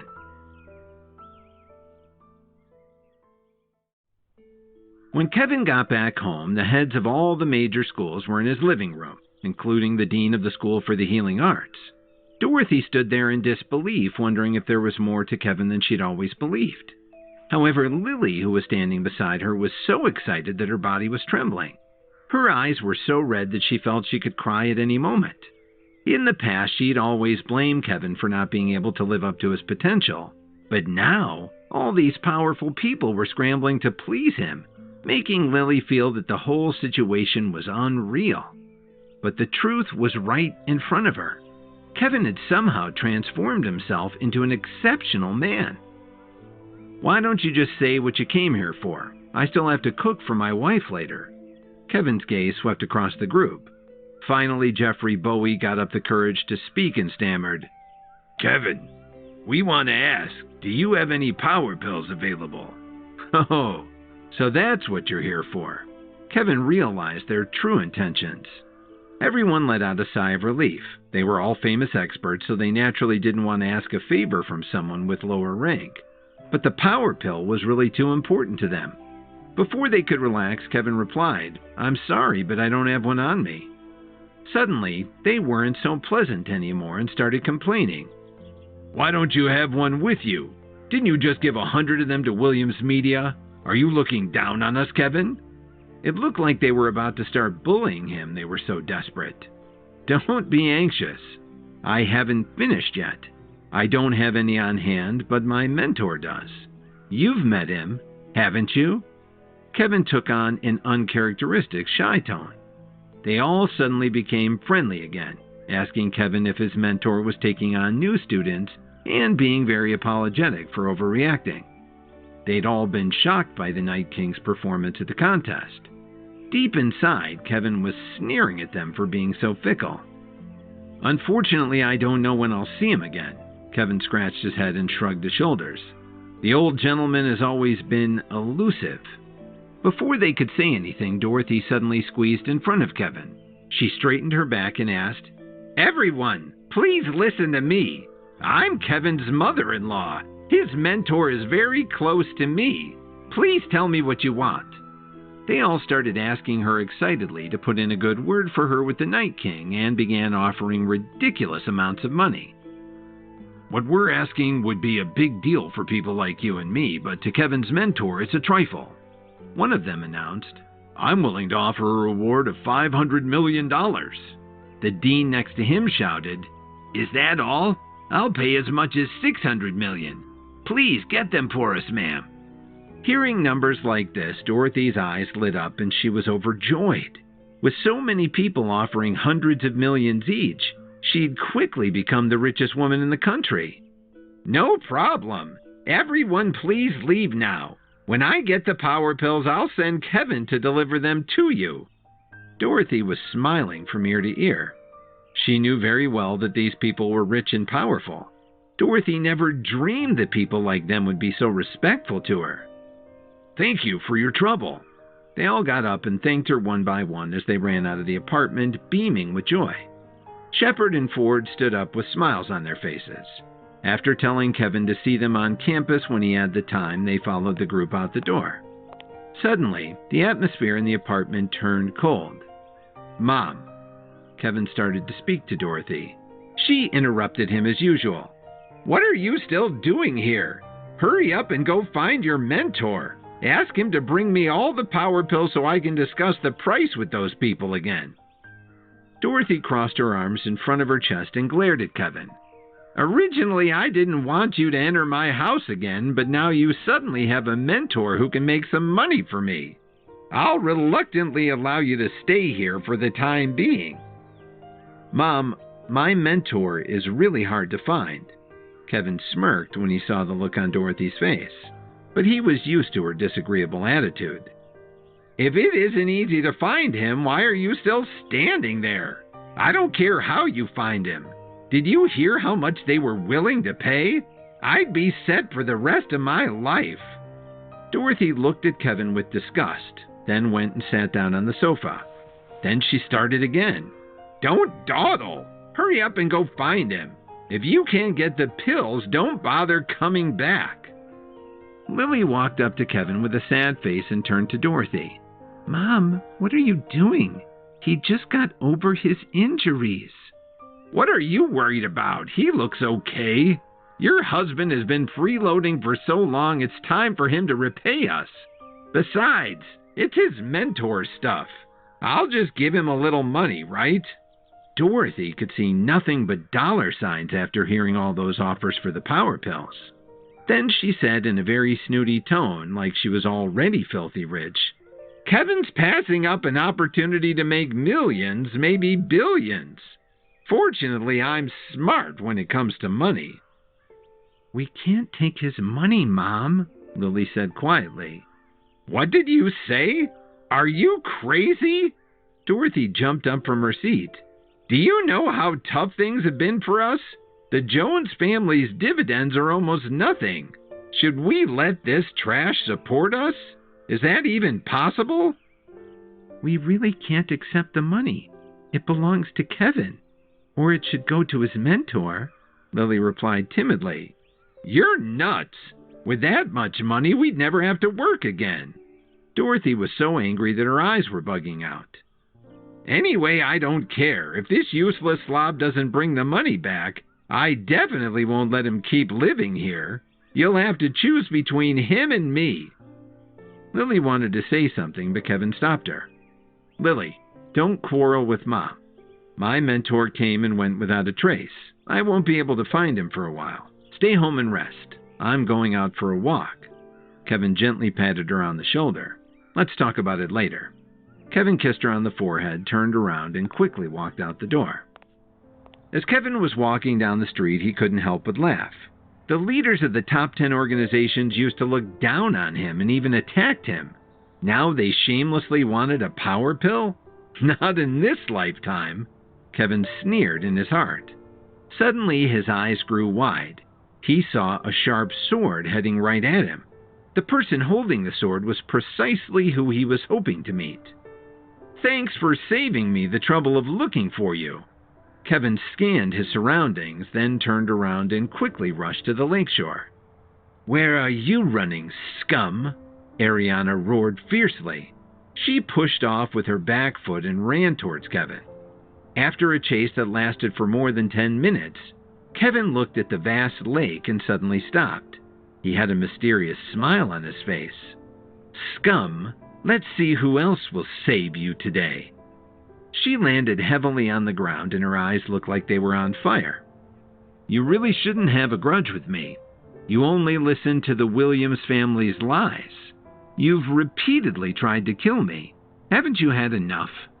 Kevin didn't panic at all. He crossed his arms in front of his chest with a calm expression on his face. "No, you're pure scum. I'll take your life to avenge Randall's death." Then she erupted in an explosion of fury. In the blink of an eye, she pulled her sword and lunged at Kevin. It would have been an incredible sight for anyone to see on the Chicago lakefront. But just as the tip of the sword was about to pierce Kevin's chest, he suddenly caught it with 2 fingers. "I won't argue with you because you're simply ignorant of the truth. But don't think I'm a pushover." Then Kevin twisted his wrist slightly and snapped the sword. Ariana felt a powerful force coming at her, but even with all of her training and experience, she couldn't resist it at all. She took a few steps back and almost fell to the ground. "I hope today is the last time you come looking for me. Otherwise, I'll destroy the Union. Do you hear me?" Although Kevin said it casually, there was a hint of certainty in his tone. "You? How is this possible?" Ariana stood there in disbelief, staring at Kevin like a fool. Her eyes were no longer bright and shiny, but now had become dim and dull. "Of course this is possible. In your ignorance, you bullied the weak, but I can let bygones be bygones. The reason why I brought you to the beach today is to tell you that I am no longer who I was before. If you dare to offend me again in the future, I promise I'll settle the score with you," Kevin announced coldly. Although Kevin really wanted to kill her then and there, his rational mind told him that doing so would bring a lot of trouble to the Union. "Bullshit!" Ariana roared in anger. Kevin's words were the biggest insult to her. She'd been famous for so many years, but she had never thought that she would be humiliated like this. "I will kill you today." Because she was so angry, Ariana's body began to tremble slightly, and all her energy seemed to flow out. "You don't know what's good for you." Kevin shook his head lightly. He lifted his right hand and gathered all his energy, sending a punch right to the middle of her chest. She spat out a large mouthful of blood as she was sent flying more than 30 feet away. Ariana fell to the ground and didn't get up. Her face was still filled with disbelief. She couldn't even take a single strike from Kevin? Who would believe it had happened if word of this spread? Kevin didn't even look at her. He just turned around and started walking towards the city. Ariana knew why Kevin hadn't killed her. It wasn't because he looked down on her, it was because he didn't even care about her. She was so angry that she almost had a heart attack. Ariana spat out another mouthful of blood, and then she fainted. While this was going on, Penny, Mackenzie, and their other beautiful wealthy friends had gathered at her mansion in the Chicago suburbs. But this time there was less laughter and joking around. On the contrary, everyone had an extremely serious look on their face. "Mackenzie, don't worry too much about it. According to the news I heard, the deputy leader has already recovered. He was the one who got first place in the contest, and Grandpa Knott shouldn't be in too much danger." Brenda put her arm around her friend's shoulder and tried her best to comfort her. "That's right. Your grandfather is one of the higher-ups in the Myriads. The deputy leader will definitely not ignore his problem," one of the women commented. But they wondered if they should go find Kevin right away anyway. Another friend asked, "But where is he now? After he showed up at the Salix Leaf Hotel last night, he mysteriously disappeared." Mackenzie let out a long sigh after hearing her sister's words. Kevin had already been seriously injured because of her grandfather. How could she have the nerve to beg him for help? "I think it's worth a try. Mackenzie, why don't I go with you?" Penny offered as she put down her tablet. After thinking about it for a long time, Mackenzie gently shook her head. "Forget it. He's just recovered. I'll wait a few more days before going to find him." Although she said this, Mackenzie was still very concerned about her grandfather who'd been abducted. The leaders of the schools were all interested in making an example out of him. She really didn't know what kind of methods they would use to deal with Grandpa Knott.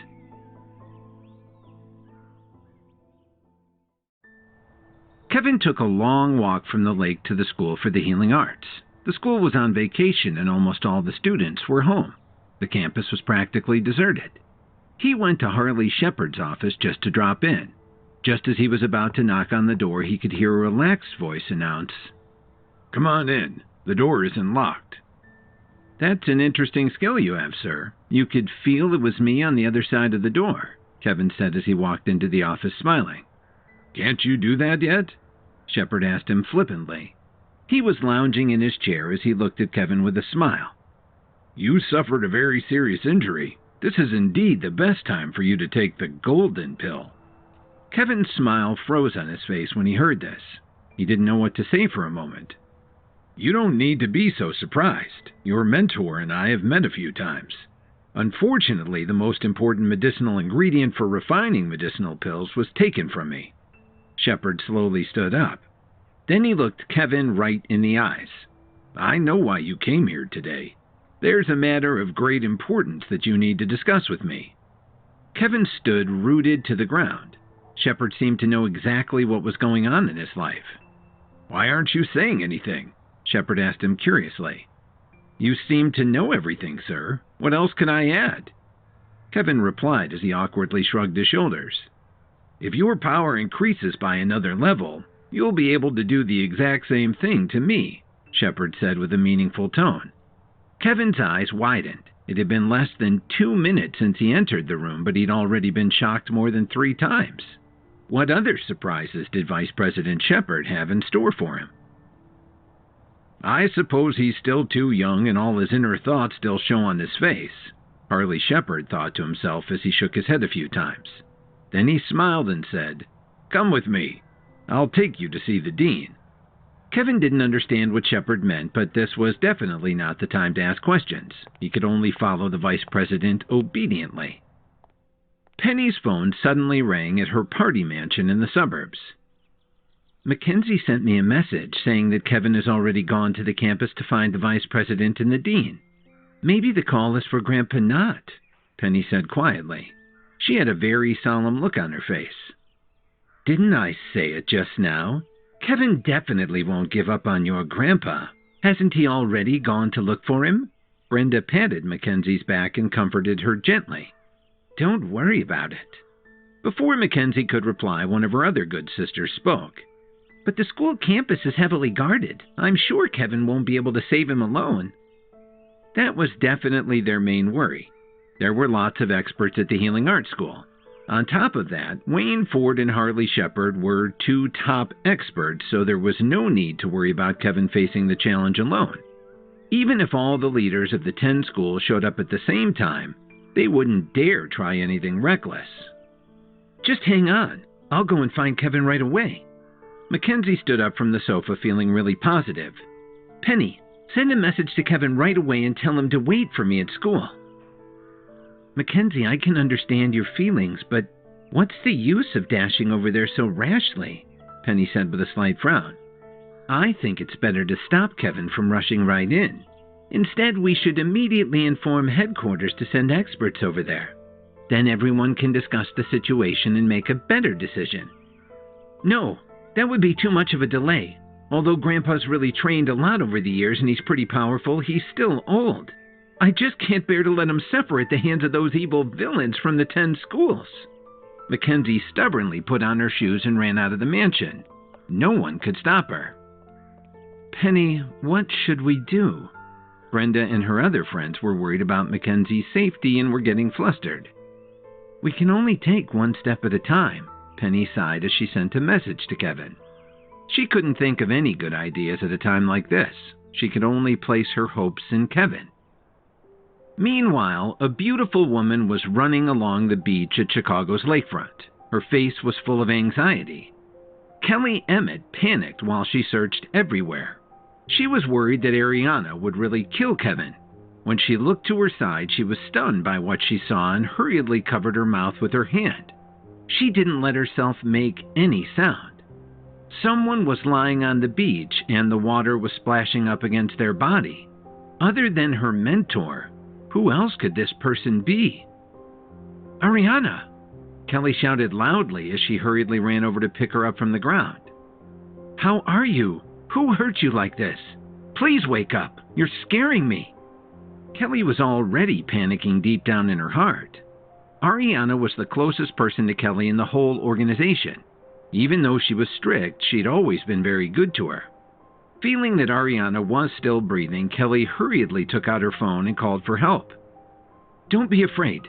I'll get you to the hospital right away." Kevin was sitting near the flower bed at the entrance of the Healing Arts School playing with his phone. A white BMW suddenly stopped in front of him. The tires squealed as the car came to a halt. "Finally here?" Kevin remarked as he put away his phone and slowly raised his head. Mackenzie didn't answer his question. She bit her lower lip as she looked down at the ground. "What are you doing here?" Kevin asked with a frown. "Why didn't Penny come here herself? She's the one who sent me the message." Do you know where my grandfather is locked up?" Mackenzie had no idea how to talk to Kevin. In the past, her attitude towards him had always been very unfriendly. Not only was she always belittling him, but she also swore a lot. "Is this the kind of attitude you have when you ask someone for help?" Kevin laughed out loud in surprise. "Oh, I'm sorry. I'm ashamed of all those things I said to you in the past. Is it too late to apologize to you now?" Mackenzie seemed to be throwing caution in the wind. "No way, Mackenzie. Is this what you call an apology?" Kevin couldn't figure her out. "Don't you like my attitude?" After a short pause, Mackenzie quickly recovered her emotions and explained herself. "Kevin, I understand that you're used to being considered a useless good-for-nothing. This got you a little messed up, so you can't accept other people being nice to you. Isn't that true? So you only feel comfortable when someone's swearing at you and insulting you." Kevin looked at Mackenzie and was absolutely speechless. He really wanted to pry open this woman's brain to see what was inside. How could he possibly respond to what she just said? Seeing that Kevin wasn't speaking, Mackenzie thought that she had said the right thing. "Kevin, don't worry. I'll definitely help you keep your secret." "Bullshit! You must be some kind of psychopath." Kevin clenched his fist tightly and his breathing started to get heavier. "Then what do you want?" Mackenzie asked doubtfully. "Don't do anything you'll regret later."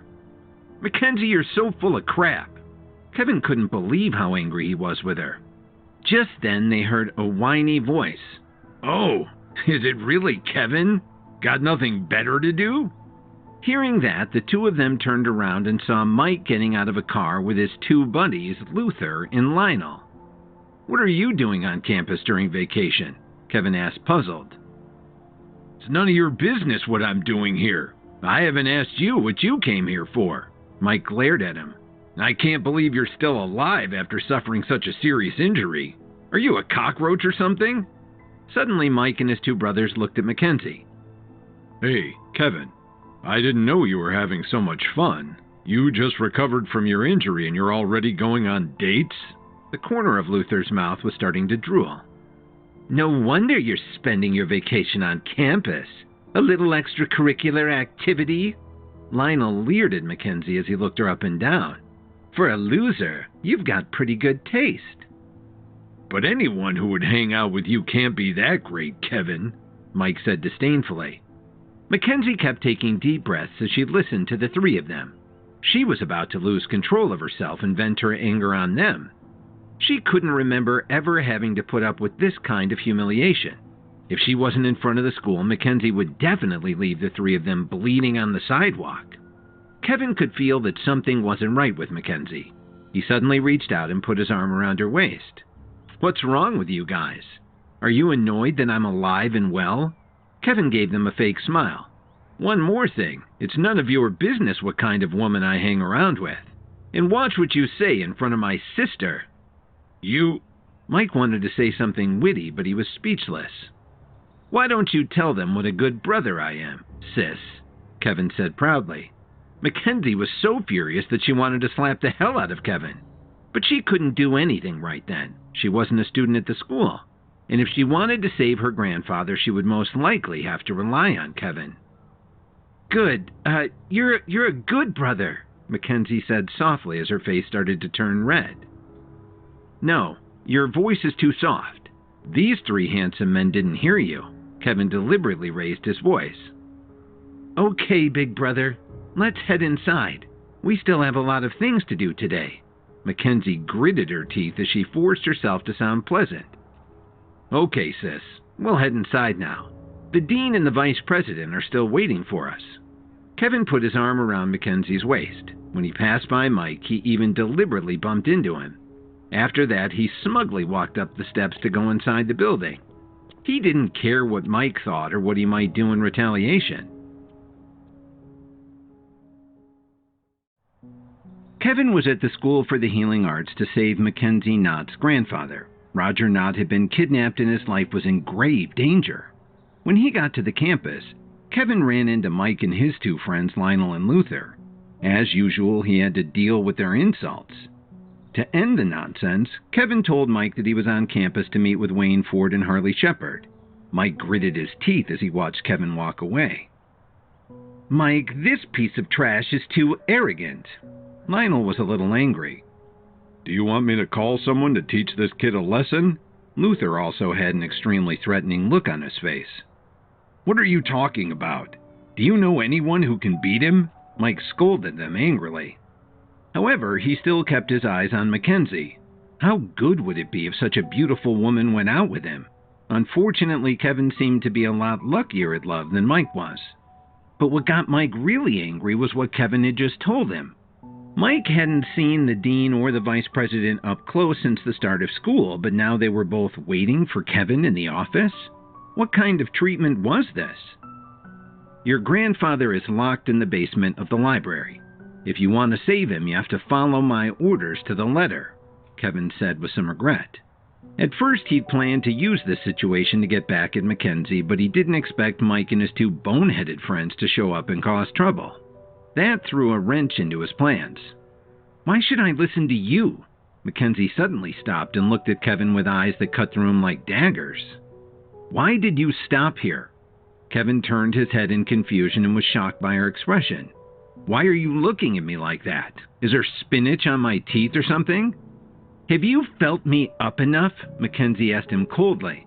"Oh, right. Sorry." Kevin smiled awkwardly and pulled his arm from around her waist. "How are you feeling now?" Mackenzie asked with a sneer. "Pretty good. Your waist is so... What I mean is..." Kevin stopped before he finished what he was saying. "What are you talking about?" Mackenzie clenched her fist so hard that you could hear her knuckles cracking. "You better not mess around. This is school property, you know. Do you still want to save your grandfather?" Kevin subconsciously took a couple of steps back from her. Mackenzie's face changed when she heard him say that, and she pretended to be more cooperative. Kevin was stunned when he saw Mackenzie change her demeanor so quickly. He thought to himself that she should have gone into acting. It was such a waste of talent. "I heard you, okay, big brother?" Mackenzie bit her lower lip and looked down at the ground. "Don't be like that either. You should just talk normally. I can't keep up with you." Kevin scratched his scalp awkwardly. Mackenzie's face instantly darkened. She scolded him. "How am I supposed to act in this situation? Just tell me what to do so we can be done with this." "You keep lookout in the stairwell. I'll go in and see what's going on. If it's possible, I'll call you in." Kevin looked at Mackenzie. She had a fierce look right then, like she was ready for a fight. Kevin could feel himself starting to sweat. He'd never dealt with someone like her. Why couldn't she act more gentle toward him? "Why should I stay here and let you go inside?" Mackenzie didn't agree with Kevin's plan at all. "Hey, slow down. We have to figure out the situation. Your grandfather's locked up in there, and I'm risking my life to save him. We have to be a little more careful." Kevin couldn't believe how reckless Mackenzie was. "Then, fine, but you have to hurry up." Mackenzie thought for a moment before finally agreeing to do what Kevin wanted. Kevin wiped the sweat off of his forehead and couldn't help thinking, "Good Lord, she's driving me nuts." After that, he left Mackenzie by the stairs and entered the basement alone. The lighting wasn't very bright. There were just 2 dim bulbs on the wall and nothing else. However, Kevin could clearly see someone tied to a pillar with what looked like a few dozen iron chains. "Are you there, Mr. Knott?" Kevin lowered his voice cautiously. When he heard Kevin, Roger Knott slowly opened his eyes. "There's no need to hide. Just come over here." Now that he had his answer, Kevin walked up to the man. Only then did he see the tattered clothes hanging off of Roger Knott's body. He had at least 10 wounds that had already started to form scars, and there were still a lot of bloodstains on his face. The poor man's face was pale, and his hair was messy. He seemed nothing like he did when Kevin first met him. All that was left was an empty shell of the man. He looked like someone who had just escaped from a disaster area. What a pitiful sight. "Who are you?" Roger Knott had a vacant look in his eyes as he spoke. "I'm Kevin Williams, the champion of the Healing Arts School contest." Kevin spoke very respectfully as he greeted him. "There's no reason for you to act so polite. I know that those 10 organizations are behind this. They're only interested in seeking power. As long as you're here, just give me a quick death and be done with it," Grandpa Knott said very straightforwardly. Kevin couldn't help but feel a sense of admiration for the man's attitude. "Mr. Knott, aren't you afraid of death?" "We're born to live in this world. We don't have much control over our birth or death, so why fear them?" Roger Knott laughed loudly after saying that. "Come over here, kid, and give me a quick death. Tonight I'll have dinner with the ancestors of the Myriads." Kevin didn't answer him, nor did he make any sudden moves. "Why aren't you attacking me yet? Are you hoping to get the secret of consolidation from me?" Roger Knott looked at him and continued. "I'd advise you to give up on this idea no matter how much you want it. It shouldn't fall into the wrong hands." "Don't be so upset, sir. I'm actually here to save you." Kevin appeared very calm as he checked his surroundings. "Save me? What kind of trick are you trying to pull on me? You people from the 10 schools are full of evil ideas." Roger Knott spat on the floor in disdain. "I may not be the most powerful man around, but I know a few things, and I've forgotten more than you'll ever know. So don't give me any of your nonsense." "Well, would you believe me if I told you that I brought Mackenzie with me?" Kevin asked with a faint smile. The basement fell into silence. After a few seconds, Roger Knott suddenly became agitated. "What the hell did you say? What did you do to Mackenzie? If you dare to touch a hair on her head, I'll make you pay, even if I have to come back and haunt you. Don't even think of using her to threaten me. I'll never tell you a thing about the secret of consolidation." Roger Knott continued to struggle, making all his chains start shaking. Unfortunately, he was tied up too tightly, unable to move at all. "Can you please calm down?" Kevin pleaded with him. He finally knew where Mackenzie got her bad temper. It seemed to run in the family. "Kid, let me tell you, if you harm Mackenzie in any way, I'll make sure you regret it. The Myriads will cut you into little pieces." Roger Knott was so angry his face was changing color. "First of all, I won't do anything to Mackenzie. Second, your men won't dare to do anything to me either." Kevin reassured the desperate man. He pulled out the Infinitude ID that Brett Stewart gave him, and more importantly, the Palladium Infinity Pendant the Night King presented to him. This is... Roger Knott immediately calmed down, and his eyes widened as he stared at Kevin's Infinity Pendant. The Infinitude Pharmaceuticals ID only proved that Kevin was with the Myriads. Roger Knott had already received the news that the Enforcer was from the Chicago branch, but he'd been busy with some matters and hadn't been able to meet him. But the Infinity Pendant was different. He was the representative of the Myriad's deputy leader. "You? How could you? Where did you get this from?" Roger Knott began to stammer as he spoke. "This was given to me by my mentor," Kevin said with a smile. "Can you trust me now, sir? And there's another thing you might not know. Brett Stewart and I are sworn brothers," Kevin added. Roger Knott looked at Kevin in shock. He felt like giving him a big hug, but he couldn't move because of all the shackles on his body. He could only nod his head and speak respectfully. "It's a pleasure to meet you, Deputy Leader of the Myriads." "You don't need to be so formal with me. I said that the Deputy Leader's pendant belongs to my mentor." Kevin quickly put the ID and the pendant back in his pocket. "Now, do you believe me?" "You must be joking. It's like being rescued by a member of my family," Roger Knott replied with a smile. Kevin pulled out his night dagger and cut through 5 or 6 iron chains in an instant. "We aren't just family. I'm the one who cured you during the Pearl family's auction. However, you were still unconscious when Mackenzie took you away. Not long ago, I helped her refine a repair pill, so we know each other very well." As Kevin said this, he cut through the iron chains with all his strength. All he had left was to get Roger Knott out of there safely, as long as nothing else got in his way. With Mackenzie agreeing to be his lookout, Kevin reached the basement of the Healing Art School's library, where her grandfather was being held. Injured and tied up in iron chains, Roger Knott initially thought that Kevin was there to kill him until he flashed both his Infinitude Pharmaceuticals ID and the Night King's Palladium Infinity Pendant. After Kevin also explained how he previously saved Knott's life at the Pearl family's auction house, he finally earned the man's trust. Kevin then started cutting through the iron chains using his night dagger. All they had to do now was to break free and escape. "So you're the one the Myriad sent to save me?" Roger Knott looked at Kevin gratefully. "It's just a small effort. There's no need to worry about anything now."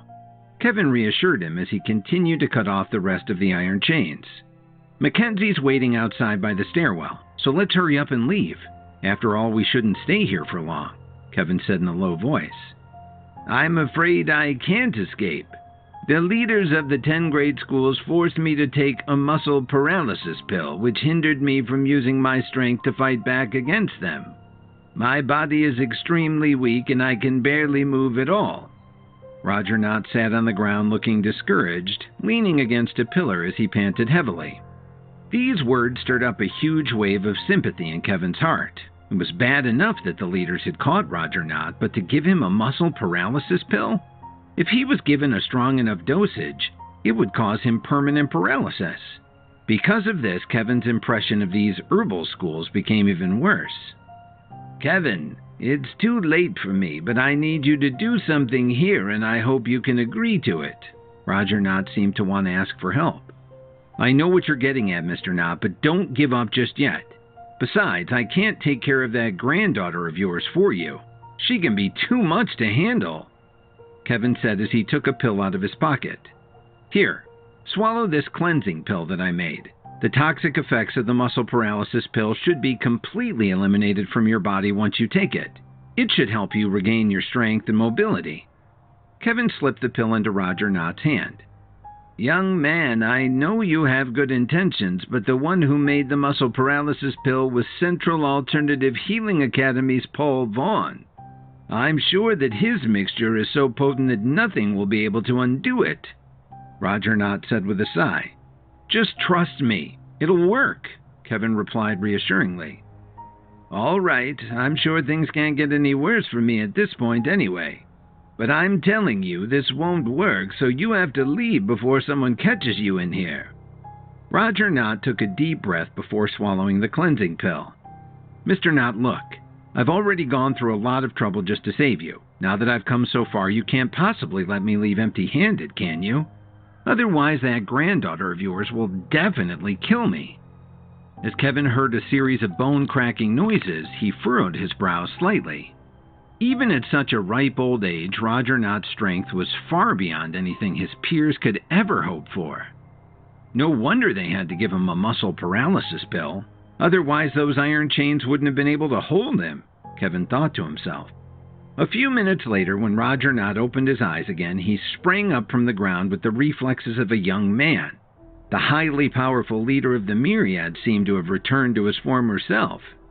"I can't thank you enough, Kevin. I'll definitely remember your kindness for saving my life. Not once, but twice." Roger Knott patted Kevin on the shoulder. "You're too kind, Mr. Knott, but we should go now. We don't have much time to waste." Kevin gestured to go upstairs. Roger Knott laughed out loud. "Ah, yes. I don't want to keep my granddaughter waiting either. Please, lead the way." Mackenzie, who had been sitting on the stairs, supported her chin with her hands. Her face was full of worry. "It's almost been a half an hour since Kevin entered. Why haven't they come out yet?" Mackenzie was thinking anxiously when suddenly she heard a shuffle of hurried footsteps approaching. A second later, she spotted someone coming toward her. After seeing who it was, Mackenzie began crying as she excitedly hugged him. "Grandpa, I thought I'd never see you again." "Why are you crying, my dear? Isn't your grandfather alive and well now?" Roger Knott dotingly patted her back. "I'm glad you're finally reunited with one another, but as much as I don't want to ruin this beautiful moment, I think it's best if we move along now. We're still inside the Healing Arts School. If those people guarding the library notice us, none of us will be able to leave," Kevin said in a hushed tone as he leaned against the wall and looked around vigilantly. "Kevin is right. Mackenzie, let's leave immediately." After saying that, Roger Knott held his granddaughter's hand and the three of them quickly left the stairwell. After they walked out of the Healing Arts School, the three of them ran for another 500 yards before stopping. When they looked back and saw that nobody was chasing them, they finally let out a sigh of relief. "It seems that we're safe for the time being. Mr. Knott, you have to be careful about where you plan to hide next time. Don't let the people of the 10 great schools find out your whereabouts so easily," Kevin reminded him in a low voice. "Of course, I already know that I can't be complacent against them. I know too much." Roger Knott nodded deeply. Being caught this time had revealed a lot of problems in his security plan. Then, Kevin only managed to say one word before Mackenzie interrupted him. "Do you still have something important to say? If there's nothing left for you to do here, you can leave us alone and get out of here immediately," Mackenzie said coldly. "Damn, are you trying to get rid of me so soon?" Kevin couldn't believe that Mackenzie would be so hostile towards him so soon after he'd helped her. In Kevin's mind, Mackenzie should be grateful that he was seriously injured in the martial arts competition, which bought him enough time to save Roger Knott more discreetly. Moreover, he even agreed for Mackenzie to tag along with him to the school. Even if there was no merit in doing this and they clearly disliked one another, a simple thank you wouldn't hurt, would it? "What are you still doing here? Don't you know that my grandfather still has a huge target on his back? It's better if you don't know where we're going." Mackenzie looked at Kevin and scolded him. Deep down, Mackenzie was still fuming at him. When she remembered how Kevin had asked her to call him brother and put his arm around her waist in front of Mike and the others, the thought made her squirm so much that she wanted to skin him alive with her dagger. If it wasn't for the fact that he had just saved her grandfather, she probably would have done it already. Fortunately, Kevin wasn't really in the mood to argue with her, and he had other things to do. For one thing, he still had to go to Detroit to save Phoebe. With that, he simply smiled at Mackenzie and waved goodbye to Roger Knott. He then turned around and quickly went on his way. "Mackenzie, you should have been kinder to Kevin. After all, that young man just saved me from danger. How could you treat him like that?" Roger Knott's tone carried a hint of disapproval. "Grandpa, how can you speak up for him? You don't know what he—" Mackenzie was unable to continue speaking. How embarrassing would it be to let her grandfather know? In her exasperation, she could only stomp her feet shyly like a little kid. Meanwhile, Kevin was already halfway to Detroit when he suddenly shouted, "Son of a bitch! How could I forget to ask Roger Knott about the secret of consolidation? If only he'd remembered to do that, he would have been able to complete his mission for the Alliance Director." At that very moment, Kevin's phone suddenly vibrated. It showed that it was Brett Stewart calling. "What's up, Brett? Why are you suddenly calling me?" Kevin asked in confusion. "Kevin, something bad has happened. Send out all the people you have right away," Brett Stewart said anxiously. "Slow down there. There's no need to be in such a hurry. Tell me exactly what happened." Kevin frowned slightly as he subconsciously noticed that something must have gone very wrong. 6 days ago, our Supreme Commander had planned a visit to Chicago for some reason. However, he activated his emergency distress beacon twice while he was on the way.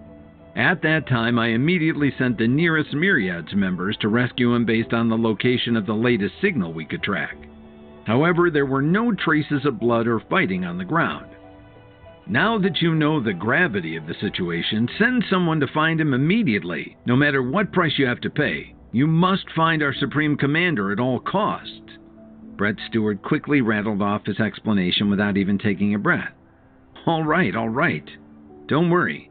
I'll go and find him right away," Kevin hurriedly agreed. This development made Kevin extremely anxious. At the very moment he was saving Roger Knott, the Supreme Leader suddenly went missing. It seemed like the 10 great schools were making aggressive moves against the Myriads by going straight for the top. At the moment, Spencer and his other men were already waiting for him in Detroit. It would undoubtedly be like finding a needle in a haystack if he wanted to find someone alone in Chicago. Given this, Kevin called Brett Stewart again and asked him to send a picture of the Supreme Leader. Otherwise, he would be totally blind in his search. Afterwards, Kevin called Cook. Mitchell, inform Drake immediately that I need him to help me find someone. Then he made another call. Emo, I've sent you the details regarding a missing person. Can you locate his whereabouts for me? Kevin must have dialed 5 or 6 numbers in a row. Just as he was thinking about contacting the Steele family, Dalton called him. Kevin, can you come to my house right now? Dalton seemed a little agitated. What's wrong, Dalton? Kevin was tempted to say no, but he couldn't say it out loud. Why was all of this happening at the same time? I'm fine, but while I was driving earlier, I saw a person lying on the road. I couldn't just ignore him, right? That's why I brought him back home with me. Anyway, the reason I called you was because his injuries are a bit serious. Hopefully you can bring me some of your medicinal pills over.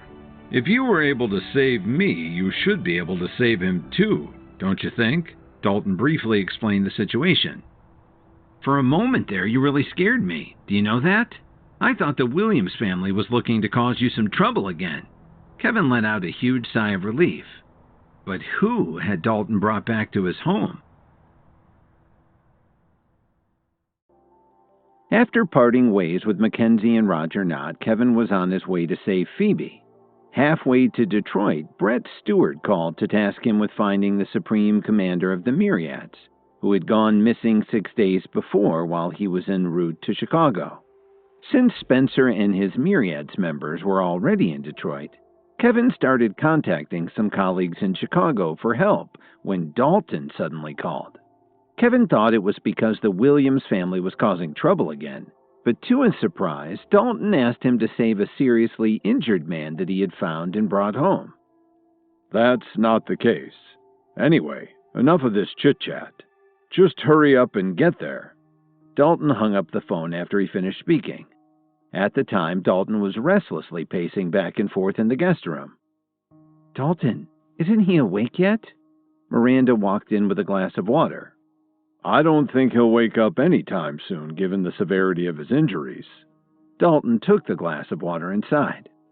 Dalton had been in Chicago for many years, and there were dozens of battle scars on his body from all the fights that he had been in. However, this was the first time he'd seen someone with such a serious injury.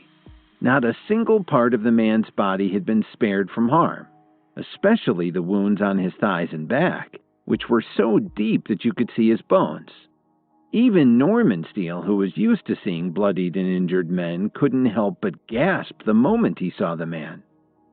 Was the alleviation pill that you gave him effective? Miranda looked at the stranger and asked worriedly. Unfortunately, it didn't have much of an effect. That's ideally used to treat minor injuries only, but in his case, his injuries are so severe that he's already lost a lot of blood. He's extremely lucky to have survived until now, so I hope that Kevin can arrive here as soon as possible. Otherwise, this man will really be in danger. Dalton sighed once more. They tried their best to bandage up the man earlier to stop his bleeding, but he knew that this was just a temporary fix to buy him some time. However, with such a serious injury, even when Kevin gets here, he'll still need to create a medicinal pill on the spot, won't he? Moreover, we don't have any gold and water gemstones with us. Will he still be able to save this man? Although Miranda didn't want to crush her husband's hopes, she couldn't deny the harsh reality of the situation. The two of them had a tacit understanding and didn't say another word about it as they just waited quietly in the guest room. There are still some things at work that I need to take care of. Can you stay here and watch over him? Miranda asked apologetically. Of course. I'm sorry that you have to put up with all of this. I know things have been really hard on you lately. Dalton held her hand and looked at her guiltily. Ever since he entered the Healing Arts School, all the businesses of the Steele family had fallen into Miranda's hands. However, this was a very difficult and often thankless responsibility to hold. And even though she was viewed as a strong and capable leader by many people in Chicago, Miranda still felt like she wasn't being treated as an equal. "That's okay, Dalton. I have to go now." Miranda kissed her husband on the cheek and then left the guest room with a smile. When Dalton closed the door, the man lying on the bed suddenly woke up. Although he was very weak, he still managed to cough a few times. "Sir, you finally woke up." Dalton quickly walked over. "Do you need some water?" "Who are you? Where am I?" the man asked weakly. "My name is Dalton Steele. You're currently in my house. I found you lying on the road earlier," Dalton briefly explained. "So it was you who saved me." The man breathed heavily and introduced himself. "My name is Travis Adams, the Supreme Commander of the Myriads." Upon hearing this, Dalton could feel his head spinning. He'd always heard rumors about the three major underground organizations. While little was actually known about the most mysterious group, he knew that the heads of the Myriads and the Alliance were the two most feared individuals within herbalist circles. And now he was standing across from one of them. "Did I accidentally stumble upon a secret treasure?" Dalton thought to himself. At the same time, he realized he had another problem. "Who hurt you like this, Supreme Commander?" Dalton knew that it wouldn't be easy to hurt someone like Travis Adams, so his enemies must have been quite powerful. "They were people from the Herbalist Society and the 10 grade schools," Travis Adams shared as he revealed what had happened. Travis had fathered an illegitimate child who was raised in an ordinary family in Chicago. He would pay secret visits to his son almost every 2 months. However, about a week ago, his whereabouts had been exposed while he was on the way to see him. Suddenly, he found himself being attacked by all of these organizations who had joined forces to hunt him down. And in order to keep his son out of harm's way, he had to lead his enemies as far away as possible. Being vastly outnumbered by groups of men who had been sent from all directions, Travis could only fend them off in short bursts before being forced to retreat. And although he'd finally managed to escape, he had sustained heavy injuries, causing him to fall unconscious at some point. Needless to say, he was eventually found by Dalton, who just happened to be driving by the area on his way home from a meeting. After listening to Travis Adams' story, Dalton clenched his fist tightly. How could the 10 grade schools, even though they called themselves righteous, actually do such an evil thing? He then remembered what had happened to Kevin at the martial arts competition, which further increased his disdain for them. "I know I'm far from perfect, but although I've made some bad decisions in my life, I've always owned up to my mistakes. And I'm definitely not a person who does all kinds of evil deeds like the 10 grade schools claim I have." Just then, Travis Adams spurted out a mouthful of blood and coughed violently. "Supreme Commander, are you—" Dalton didn't finish his words, but both of them knew what he was about to ask. "There's not much time." Travis Adams stared at Dalton as he lay on the bed and said, "Young man, we may have met by chance, but our fate is determined by choice. Now let me repay the kindness that you've shown me. With that, are you willing to take me as your mentor and join the Myriads?" Without any hesitation, Dalton quickly took 2 steps back and respectfully knelt on the ground before Travis Adams. "Supreme Commander, it would be my honor." "Good. I may be dying now, but at least heaven won't stop me from doing this one last thing." Travis Adams waved his hand at Dalton with great difficulty, signaling him to walk a little closer. "Supreme Commander, what do you need me to do?" Dalton asked respectfully. Travis Adams then brought out 2 pills and a dagger from his pocket. "These are energy transfer pills. I've had these with me for a while now in case something like this would happen." He then pointed to his dagger and added, "This, on the other hand, is the Infinity Dagger. I want you to have it as a parting gift. Guard it with your life once I'm gone. Now take this pill and give me your right hand." Dalton immediately outstretched his right hand towards the bed. Suddenly, Travis Adams sat up on the bed, then used his dagger to make a small cut across both his right hand and Dalton's. In order for the energy transfer pill to work, we will need to perform a blood oath by shaking hands. This will activate the energy transfer process. When Dalton nodded in understanding, Travis Adams continued, "The time has come. Close your eyes. On the count of 3, we shall both swallow our energy transfer pill and shake hands at the same time. Ready?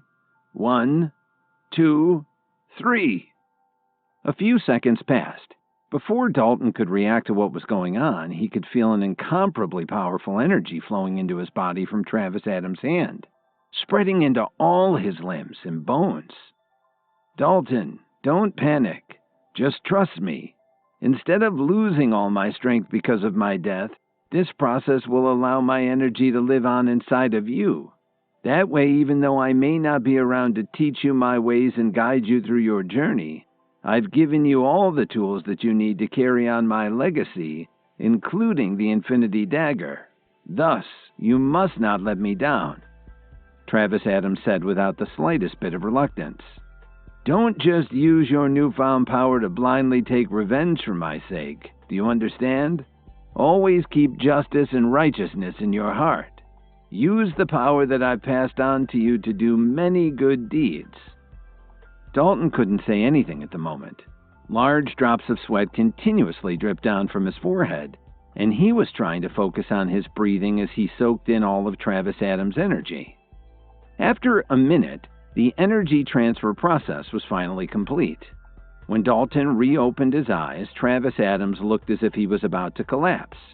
As he struggled to gasp for air, Dalton helped him lie back down on the bed. "Supreme Commander!" There was no joy in Dalton's heart. "Don't be too sad. It's human nature to be born, live, and die. After I'm gone, kindly hand this letter over to the Deputy Leader, Brett Stewart. He shall take over the position of Supreme Commander," Travis Adams said as he looked at the ceiling in a daze. "As for my son, you should observe him in secret at first. If you see that he has a talent for herbalism, then invite him to join the Myriads when the time comes. Otherwise, if he doesn't have any ambitions, just let him live in peace. I've already set up a trust fund in his name, so he doesn't need to worry about a thing for the rest of his life." Tears gushed out of Dalton's eyes. He gritted his teeth and nodded in agreement to Travis Adams' final instructions. "Although my life may be ending in such an unglamorous way, it's been one hell of a ride. As I join the souls of my ancestors and fellow departed members of the Myriads, I can't wait to see what the next life has in store for me." After saying these words, Travis Adams chuckled 3 times before he finally stopped breathing. "Until we meet again, Supreme Commander." Dalton fell on his knees as he continued to grieve in silence. A few minutes later, the guest room door was forcefully shoved open. Kevin anxiously glanced at Dalton and then shifted his gaze to Travis Adams, who had already passed away. He had arrived too late. "Dalton, why are you kneeling on the ground and crying?" Kevin asked in confusion. When they were talking on the phone earlier, Dalton had clearly said that the man was just a stranger who he had never crossed paths with. Why was he acting like his father had just died? "Farewell, Supreme Commander. I shall let the Myriads know that you died with honor." Dalton's forehead was pressed against the side of the bed. Kevin's hands, which were about to reach out to help him up, suddenly froze in the air. His expression turned extremely sorrowful. 3 seconds later, Dalton slowly rose up from the floor. When he turned around, Kevin grabbed Dalton's shoulders with both his hands and asked, "Dalton, who did you just say this person was?" "This man was the Supreme Commander of the Myriads, Travis Adams. While we only just met today, he also became my mentor during our brief time together," Dalton replied in a daze. "No, it can't be. How could he be Travis Adams?" Kevin couldn't believe what he had just heard. To his knowledge, Travis Adams should at least be as strong as Harley Shepard. How could he just die like that? but he knew very well that Dalton wouldn't lie to him. Just then, Dalton let out a roar as he punched a hole in the concrete wall. By then, Kevin had recovered from his shock and took notice. "Whoa, Dalton, when did you suddenly get so strong?" "The Supreme Commander passed down all of his strength to me before he died." Dalton endured the grief in his heart and proceeded to tell Kevin everything he'd found out from Travis Adams in detail. After learning what had happened, Kevin slowly nodded his head as he looked at Travis Adams' body. He couldn't help but feel some sadness. Seeing him all bandaged up and lifeless, how could he not feel sorry for him? "I wish I could have had the chance to meet you, Supreme Commander. I'm sorry I couldn't find you in time. May your soul rest in peace." Kevin lowered his head to pay his respects. "Kevin, are you from the Myriads?" Dalton asked in surprise when he heard what Kevin said. However, Kevin only nodded his head slightly and didn't answer his question directly. He then walked to the window and called Brett Stewart. He was hoping he'd find the right words to tell him this horrible news. In his final moments, the Supreme Commander managed to pass down all of his energy to Dalton, along with the Infinity Dagger. After giving some final advice and instructions, he passed away. When Kevin finally arrived, he wondered why Dalton was kneeling down and crying to a complete stranger.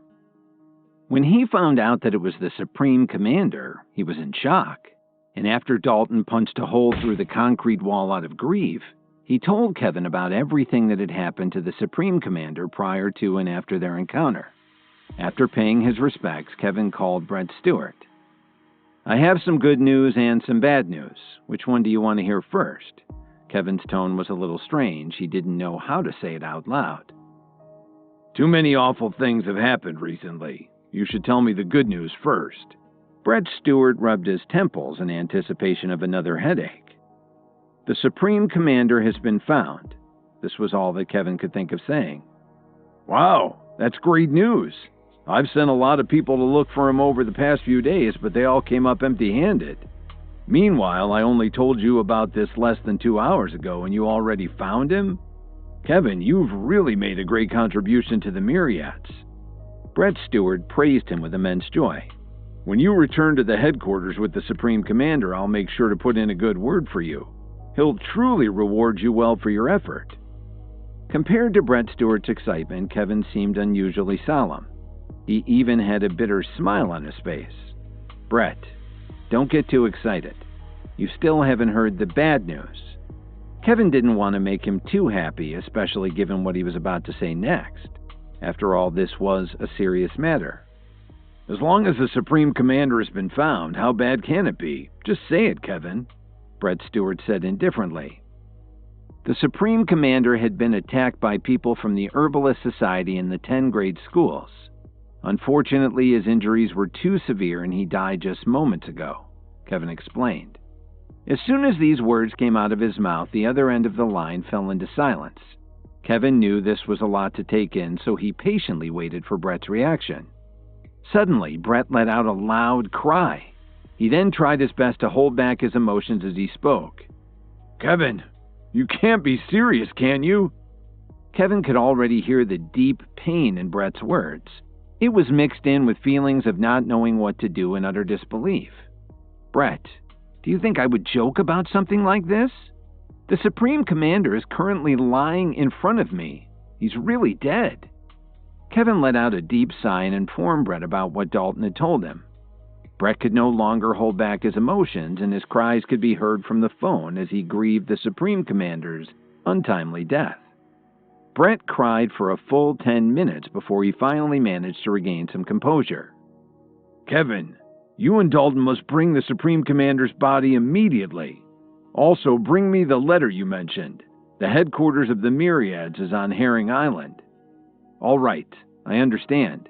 In the meantime, Brett, please restrain your grief. After all, a dead person cannot be resurrected. I'll get there as soon as possible so that the Myriads can pay their respects." Kevin didn't know how to comfort him. After Kevin hung up the phone, he discussed the matter with Dalton and made arrangements. They immediately found a coffin for Travis Adams' body. After that, the two of them immediately rushed to the Myriads headquarters using Dalton's private plane to reach Baltimore and then taking his private helicopter to the island. Being over 700 miles away from Chicago, Kevin and Dalton had heard some rumors about Herring Island before as a place that was heavily sought after by wealthy individuals for private use. Little did they know that the island had fallen into the hands of the Myriads. On the way, Kevin and Dalton could see the beautiful scenery of the land and the sea below them. However, given the situation, they weren't really in the mood to appreciate it at this moment. A few hours later, they finally landed on a grassy field near the shore. As soon as the two of them got off the helicopter, they saw hundreds of people lined up in black mourning clothes. It seemed that the Myriads had been waiting for them to arrive for quite some time. The news of the Supreme Commander's death had spread quickly across the entire Myriads organization. Everyone had a serious expression on their faces. "May I ask if the two of you are Mr. Kevin Williams and Mr. Dalton Steele?" A man standing in front of the other members respectfully asked. He had a strong and muscular frame. "Yes. Who are you?" A look of surprise flashed across Kevin's eyes. "My name is Caleb. I was ordered by the deputy leader to wait for your arrival. He's currently leading the funeral ceremony at the Jade Pavilion. Please come with me immediately." After saying this, the man turned around and walked towards the island. As Kevin and Dalton followed Caleb, the other Myriad members walked behind them while carrying the Supreme Commander's coffin. While walking along a small path in the forest, Kevin and Dalton were surprised to find that the surrounding environment was very peaceful. There were a lot of flowers and plants, as well as animals roaming around. When they arrived at the Jade Pavilion, Kevin saw Brett Stewart standing on a platform at the front. He was sitting on an elegant throne made of white jade. Kevin's eyes then swept across the entire venue. Including himself, he found that the 12 envoys, 6 protectors, and 36 enforcers of the Myriads were all present. Among them, he also saw a few familiar faces like Roger Knott, Mackenzie, Penny, and Brenda. At the same time, over 1,000 people from the Myriads were also looking at Kevin and Dalton. Some of them couldn't help but reveal a trace of fear in their eyes when they saw Kevin. "My dear brother, you finally arrived. You've come such a long way." Brett didn't care about their difference in status. He quickly stood up, walked towards Kevin, and gave him a warm hug. "As promised, I have brought the Supreme Commander back." After parting ways, Kevin patted Brett on the shoulder. "You must be mentally prepared." After saying this, Kevin snapped his fingers, and the Myriads members behind him brought the coffin to the platform. When Brett walked towards the coffin and opened it, his body trembled violently. He could no longer hold back his tears as he knelt down on one knee. The thousands of Myriads members followed suit and knelt down one after another as they cried out in grief, "Supreme Commander!" After crying for nearly half an hour, a beautiful figure slowly walked up to Brett Stewart and helped him up from the ground. "My love, don't cry anymore. The Supreme Commander has passed away." This person was Brett Stewart's wife, Katrina. It made her very sad to see her husband so despondent at his loss. "The Supreme Commander treated me like his own brother. Without him, I would never have reached the level where I am today. But why did he suddenly die? How could I not be heartbroken by his loss?" Brett hugged the coffin tightly, crying miserably. Just then, Kevin gave Dalton a look and asked him to deliver the letter the Supreme Commander had given him. "Mr. Stewart, don't be so heartbroken. Before the Supreme Commander passed away, he also told me that he wanted you to take over his position as the new head of the Myriads," Dalton explained unhurriedly as he handed Brett the letter. In an instant, everyone's attention was focused on Brett. They watched as he slowly opened the letter, which contained a token inside. He then read loudly, "I, Travis Adams, the 36th Supreme Commander of the Myriads, was unfortunately attacked and severely injured by the Herbalist Society in the 10 grade schools. I know that I won't be able to live much longer, so I purposely wrote this letter to deliver my final orders to all members of the Myriads." First, I've known Deputy Leader Brett Stewart to be a very capable leader. He is intelligent and full of ambition. After my passing, he will naturally take over the position of Supreme Commander. To all of my members, please treat him with the same respect that you've given me. No one is allowed to disobey him. Secondly, as you all know, our organization is in imminent danger as we're suddenly being attacked from all fronts. Given this, a huge clash is on the horizon. Therefore, to all members, prepare yourselves. Continue to develop and accumulate your strength, and when the time comes, you must be ready to shed blood. Uphold the legacy that the Myriads was built upon and fight for justice and righteousness at all costs. There is no glory in surrender. Otherwise, I won't be able to rest in peace. Lastly, the Myriads shall sever all ties with the Herbalist Society moving forward. After what they did to me, everyone must remember that they have dangerous ambitions, so don't be fooled by their words. However, be wise and don't seek revenge blindly. The moment Brett finished reading the letter, he knelt down once again and pressed the letter against his chest. He looked up at the sky and shouted, "Supreme Commander, don't worry. I shall definitely honor your wishes and lead the Myriads. Please take care of yourself." "Farewell, Supreme Commander," all the members of the Myriads shouted at the same time. Katrina helped Brett Stewart up from the ground again. Suddenly, Roger Knott and another old man walked out from the crowd.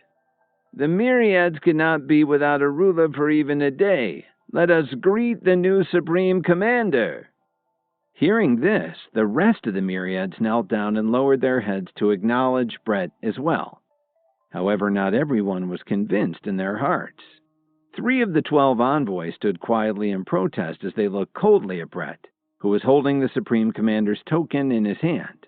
Were they planning to stop him from taking over the role of Supreme Commander?